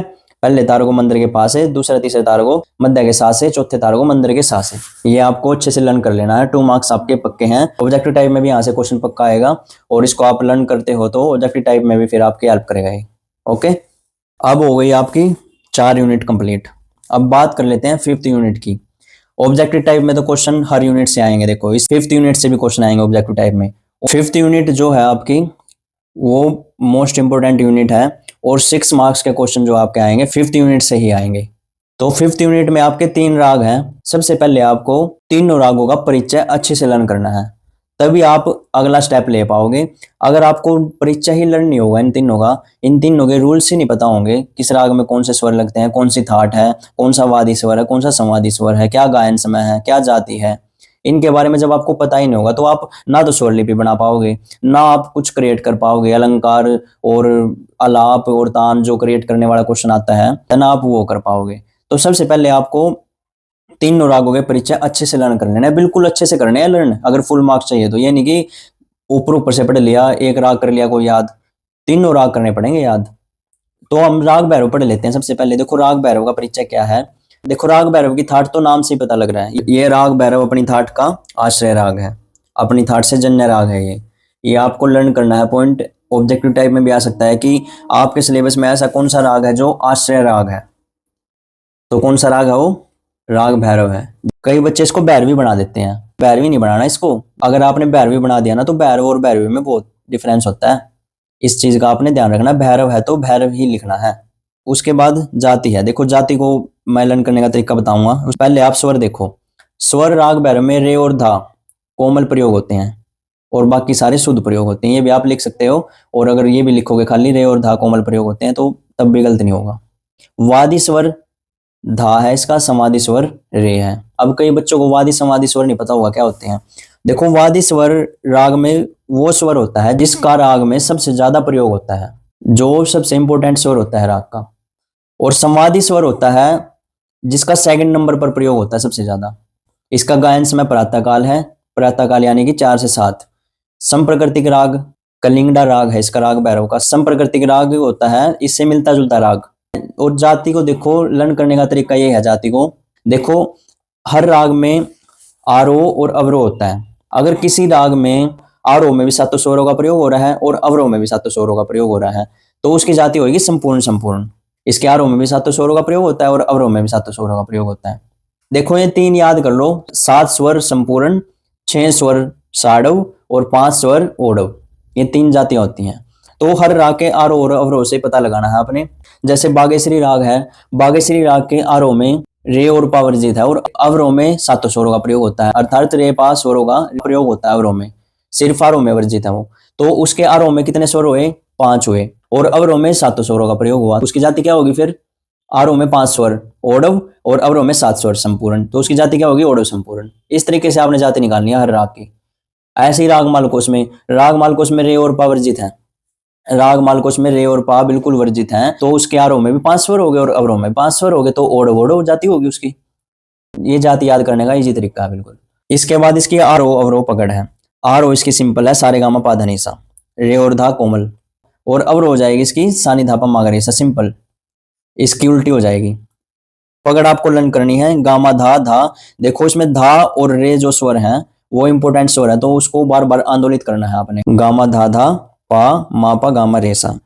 आगे इसकी विशेषताएं हैं। यह प्रातःकालीन संधि प्रकाश राग है। इसके आरोह में कभी कभी पंचम को वर्जित कर देते हैं। यह गंभीर प्रकृति का राग है। अवरोह में अधिकतर गा का वक्र प्रयोग होता है। इसके अवरोह में रे और धा सदैव आंदोलित होते हैं।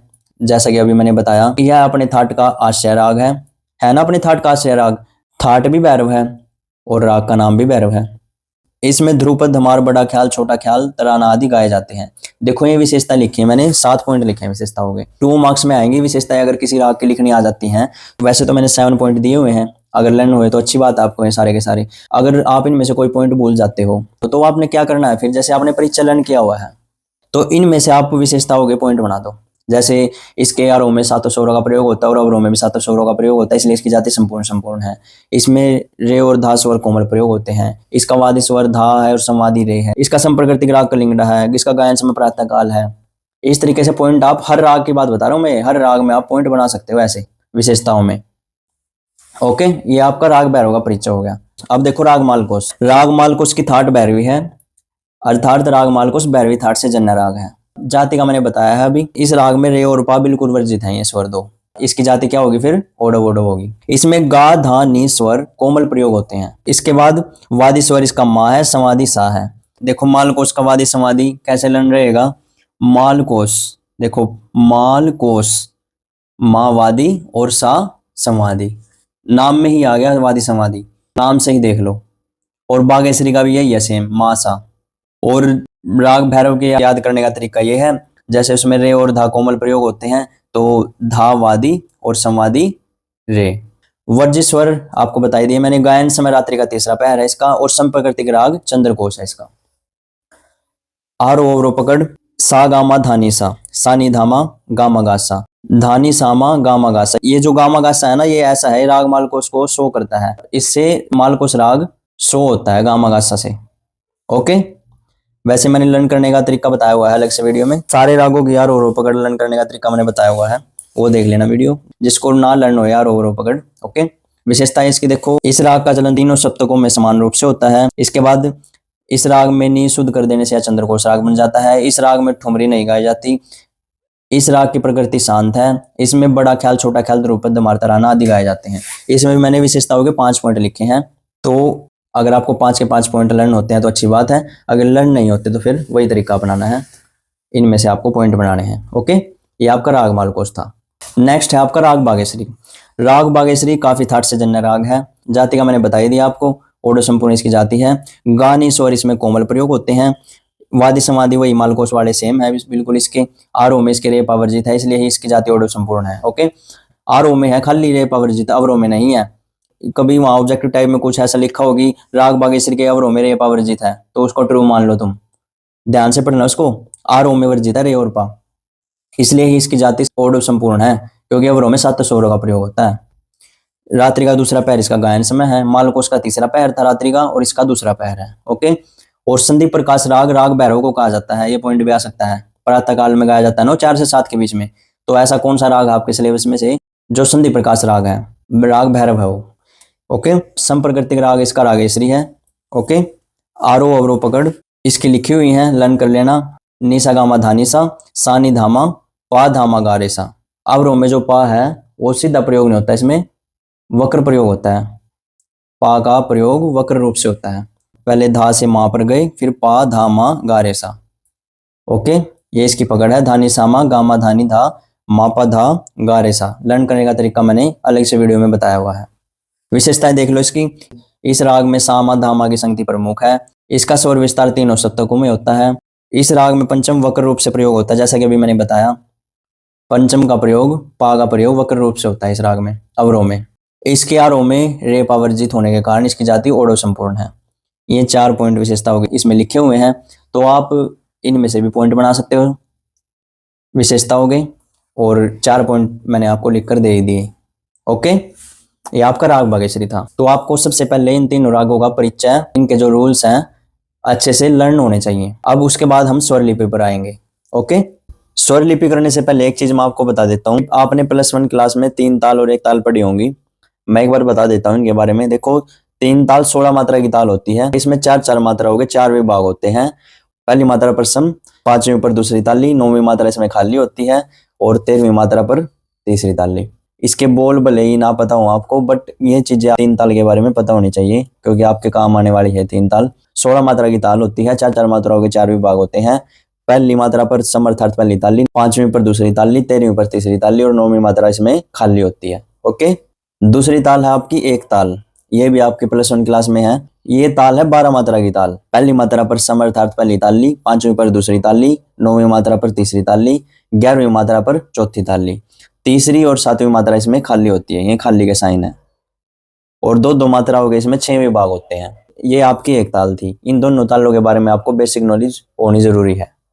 अब देखो स्वर लिपि, यहाँ से आपका 6 मार्क्स का क्वेश्चन आएगा। आपके सिलेबस में 4 स्वर लिपि हैं। विलंबित ख्याल, धमार और तराना, ये तीनों स्वर लिपि ऐसी हैं जो आप किसी भी राग में कर सकते हो। अपने सिलेबस में से किसी भी राग में कर सकते हो आप। राग बागेश्वरी में कर लो, या राग मालकोस में कर लो, या फिर राग भैरव में कर लो। मैं प्रेफर करूंगा राग भैरव में करो इन तीनों की स्वर लिपि। इनका क्वेश्चन इस तरीके से आएगा, अपने पाठ्यक्रम में से किसी भी एक राग में विलंबित ख्याल को एक 32 मात्रा तान, एक 16 मात्रा तान के साथ स्वर लिपिबद्ध कीजिए।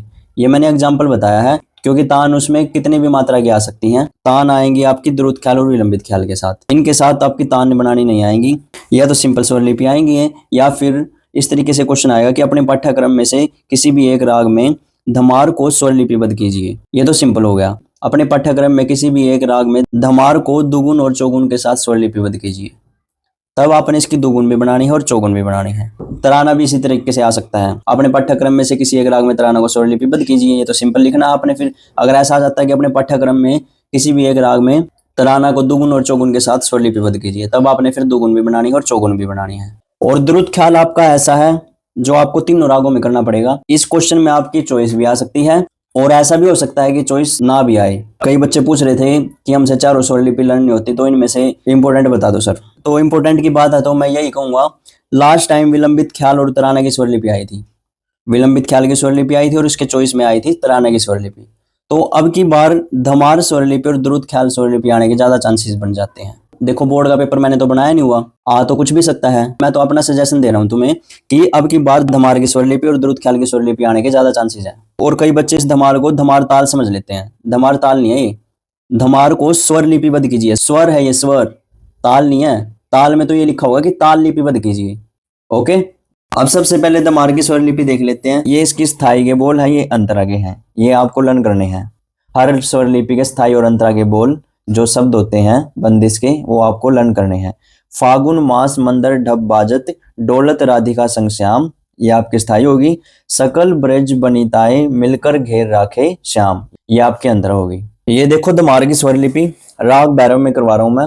इसमें सिर्फ रे और धा कोमल प्रयोग होते हैं, कोई भी स्वर वर्जित नहीं है। विलंबित ख्याल की, तराना की और दमार की स्वर लिपि मैं तीनों राग भैरव में बताऊंगा आपको। द्रुत ख्याल की तो तीनों रागों में आपको करनी है ही।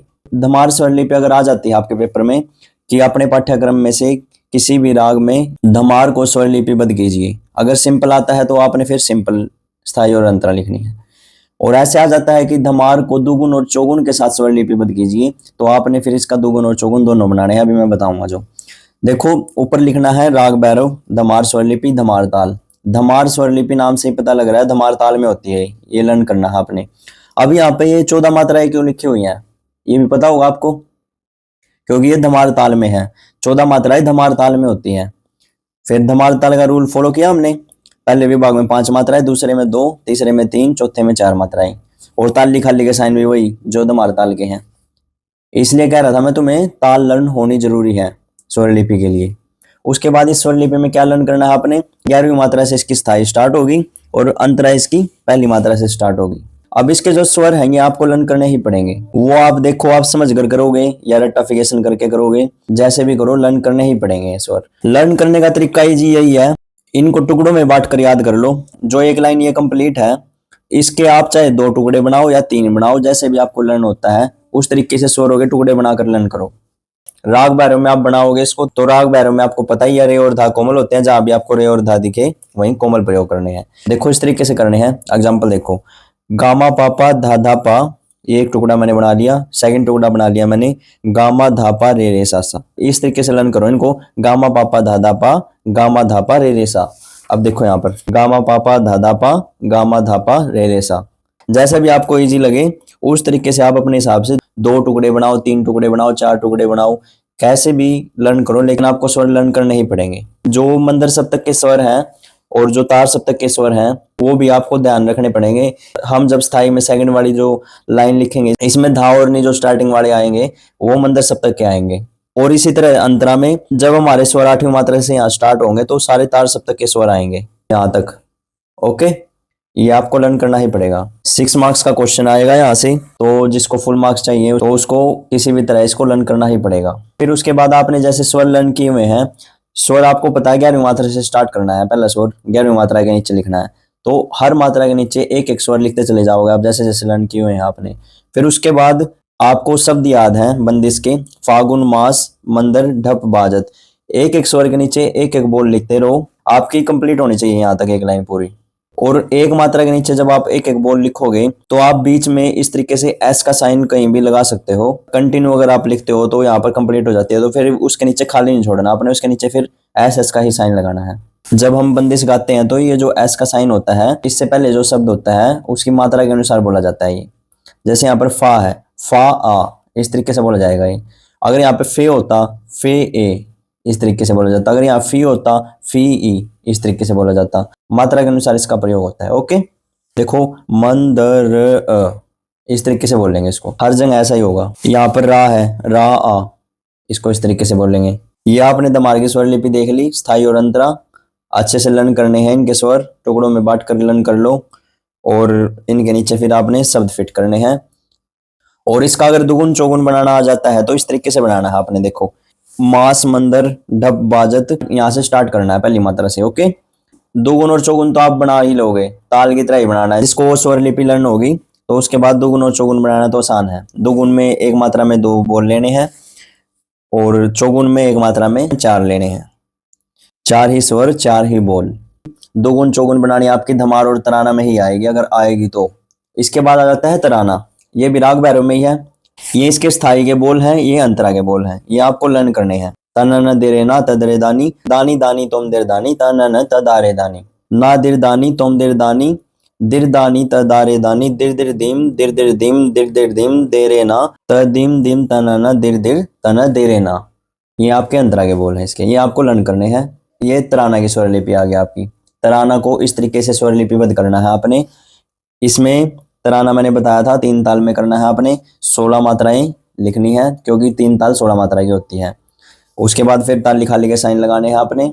इसकी स्थाई लर्न करनी है आपने 9वीं मात्रा से स्टार्ट होगी और अंतरा भी इसकी 9वीं मात्रा से स्टार्ट होगी। उसके बाद स्वरों को लर्न करने का तरीका वही सेम, टुकड़ों में बांट कर लर्न करो स्वरों को। और राग भैरव की बात चल रही है तो रे और धा जहां भी दिखे वहीं कोमल लगाना है आपने। उसके बाद फिर आपने शब्द याद किए हुए हैं तराने के, तन तदारे दानी, इस तरीके से आपने फिट करने हैं। हर स्वर के नीचे शब्द होना ही चाहिए। अगर कहीं पर खत्म भी हो जाते हैं आपके, कोई रह भी जाता है तो उसके नीचे एस लगा दो इधर तक। जैसे यहाँ पर 9वीं से स्टार्ट होकर 8वीं पर खत्म है, 8वीं मात्रा तक आपने नीचे कुछ भी खाली नहीं छोड़ना। ओके, तो ये आपकी तराना की स्वर लिपि है। ये एक बार देख लो आप ध्यान से। इस वीडियो में मैं आपकी रिवीजन करवा रहा हूँ। अगर आपने कोई टॉपिक डिटेल में देखना है तो 12th की प्लेलिस्ट में हर टॉपिक की वीडियो आपको डिटेल से मिल जाएगी, वो आप देख सकते हो। कोई चीज अगर इस वीडियो में नहीं समझ में आए तो आपको। और तराना की स्वर लिपि भी दुगुन और चौगुन में आ सकती है, तो दुगुन चौगुन वही सेम है। दुगुन में एक मात्रा में 2 और चौगुन में एक मात्रा में 4, बस सिंपल है। इसके बाद आ जाता है विलंबित ख्याल अर्थात बड़ा ख्याल। ये भी मैं आपको राग भैरव में ही करवाऊंगा। अगर किसी को राग मालकोस में करना है तो राग मालकोस में भी करवाया हुआ है मैंने, उसकी वीडियो भी मिल जाएगी आपको 12th के प्लेलिस्ट में। अभी मैं इस वीडियो में राग भैरव में ही करवाऊंगा आपको। राग भैरव में क्योंकि इजी है। विलंबित ख्याल का भी मैंने बताया था आपको, ये एक ताल में लिखना है आपने। ये 12 मात्राएं बनानी है क्योंकि एक ताल में 12 मात्राएं होती हैं। दो मात्राओं के विभाग बन गए, ताली खाली के साइन लगाने हैं आपने। ओके, उसके बाद 11वीं मात्रा से इसकी स्थाई स्टार्ट होगी और 11वीं से इसकी अंतरा स्टार्ट होगी। टुकड़ों में बांटकर स्वरों को लर्न करना है। विलंबित ख्याल में आपको ये बात ध्यान रखनी है कि एक मात्रा के नीचे 4 स्वर आने चाहिए आपके। इस तरीके से 4 स्वर। अगर एक स्वर लिखा है तो इस तरीके से 3 डैश, ये जो डैश डैश का साइन होता है ना, तो इसका मतलब होता है रे को ही आंदोलित किया हुआ है। रे इस तरीके से स्वर एक ही है लेकिन रे को हमने 4 बार बोला है। तो इस तरीके से जैसे यहाँ पर गा मा आ, तो विलंबित ख्याल में आपको ये ध्यान रखना है। टुकड़ों में बांटकर स्वरों को लर्न करने का तरीका वही है। और उसके बाद फिर ये शब्द लिखे हुए इसके नीचे, ये स्थाई के बोल हैं। इसके लिए साहब को नाम पूर्ण हो सब काम, अंतरा के बोल हैं 5 तत्व का बना पिंजरा, अंत ना आवे काम। ये आपने फिर इसमें यहाँ से स्टार्ट करके 11वीं मात्रा से और 10वीं पर खत्म करना है। शब्द भी आपने स्वरों की तरह ही लेने हैं। अगर 4 स्वर हैं तो 4 ही शब्द आने चाहिए। जैसे यहाँ पर ले के बाद एस लगा दिया और सा के बाद भी एस लगा दिया, तो ये 4 हो गए। ले सा आ, हब को नाम, इस तरीके से। ओके, आया समझ में? ऐसे ही अंतरा में होएगा आपका। और जो इसमें तार सप्तक के स्वर हैं उनका भी आपको विशेष ध्यान रखना है। जहां पर तार सप्तक के स्वर हैं उन स्वरों के ऊपर आपने डोट लगानी है, वहां पर बोल मत जाना। और मैं ये बात बार बार कह रहा हूँ, राग भैरव में कर रहे हो तो आप रे और धा आपने कोमल लगाना है। इसके बाद देखो राग भैरव में द्रुत ख्याल, ये बंदिश के बोल लिखे हुए हैं यहाँ पर, स्थाई और अंतरा। रहन गई अब जागो प्यारे, सुंदर श्याम हमारे दुलारे, भोर भई श्यामा चटकारे, चंद्र मलिन भयो अरु सब तारे। ओके, ये बोल आपको लर्न करने हैं। उसके बाद द्रुत ख्याल को स्वर लिपिबद्ध कैसे करोगे? देखो मैंने बताया था द्रुत ख्याल 3 ताल में करना है आपने। ये 16 मात्राएं इसलिए लिखी हुई हैं क्योंकि ये 3 ताल में है। 3 ताल 16 मात्रा की होती है। 4 मात्राओं के विभाग है, ताली खाली के साइन है 3 ताल के अनुसार। ओके, इसकी स्थाई जो है 9वीं मात्रा से स्टार्ट होएगी और अंतरा भी इसकी 9वीं मात्रा से स्टार्ट होएगी। ये आपको लर्न करना है। और राग भैरव में कर रहे हो आप तो रे और धा कोमल प्रयोग करने हैं। इसके बाद सबसे पहले आपको स्वरों को टुकड़ों में बांटकर याद करना है। इसके बाद जो आपने शब्द याद किए हुए हैं उनको फिर लिखते चले जाओ, एक स्वर के नीचे एक शब्द लिखते चले जाओ। जैसे जैसे लिखते चले जाओगे आप, या तो आप बीच में कहीं एस लगाते जाओ या फिर आप कंटिन्यू लिखते चले जाओ। लास्ट में जब कहीं भी खत्म होता है तो उसके बाद जो स्वर बच जाते हैं, जिन स्वरों के नीचे आपने कुछ नहीं लिखा, तो एस का साइन जो है लगा सकते हो आप। हर स्वर के नीचे बोल आना चाहिए। अगर बोल यहाँ पीछे खत्म हो जाते हैं तो एस का साइन लगा सकते हो आप। 9वीं मात्रा से स्टार्ट होके उसके बाद फिर 8वीं पर खत्म करने हैं आपने। ओके, इसके बाद सेकंड लाइन भी ऐसे ही है। मंदर और तार सप्तक के स्वरों का आपको ध्यान रखना है। जैसे ये नहीं, या मंदर सप्तक का है तो लर्न करना ही पड़ेगा। तो जिस तरीके से स्वर लिखे हुए हैं इनके फ्रेजेस बनाकर टुकड़ों में बांटकर इनको लर्न करो। स्वरों को लिखते चले जाओ पहले, फिर उसके बाद शब्द जैसे जैसे लर्न आपने किए हुए हैं इस तरीके से आपने अंतरा में भी ऐसे करना है। स्वरों को लिखते चले जाओ, फिर उसके बाद इनके नीचे शब्द लिखते चले जाओ।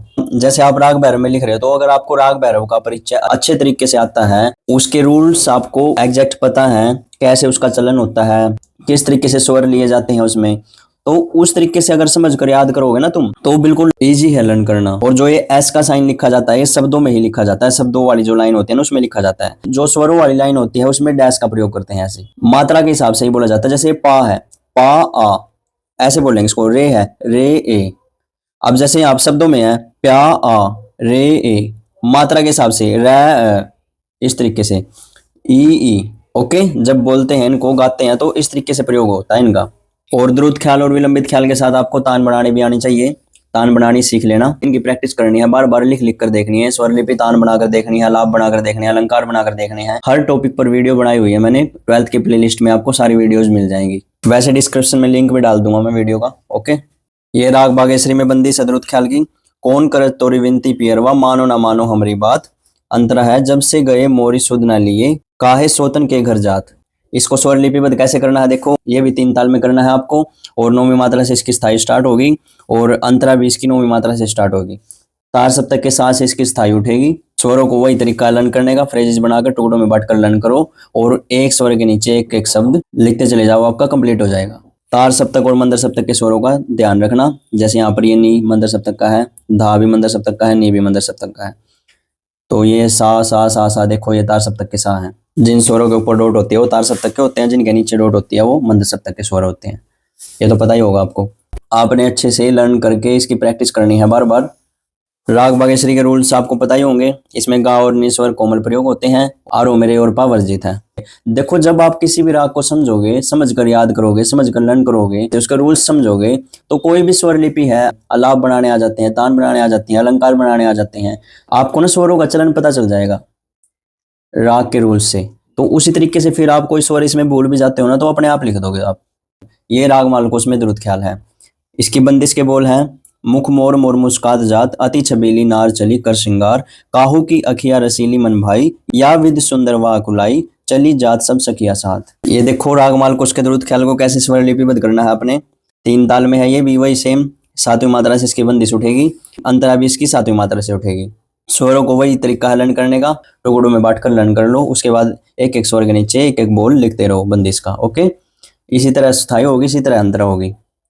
तो एक क्वेश्चन आपका यहाँ से आएगा स्वर लिपि से 6 मार्क्स का, और एक क्वेश्चन आएगा आपका क्रिएटिविटी का। तान बनानी आ सकती है, अलाप बनाने आ सकते हैं, अलंकार बनाने आ सकते हैं, कुछ भी आ सकता है। और उसके ऑप्शन में ये भी आ सकता है कि वर्तमान समय के किस ख्याल या ध्रुपद गायक से आप सर्वाधिक प्रभावित हैं, उनके बारे में अपने शब्दों में लिखिए।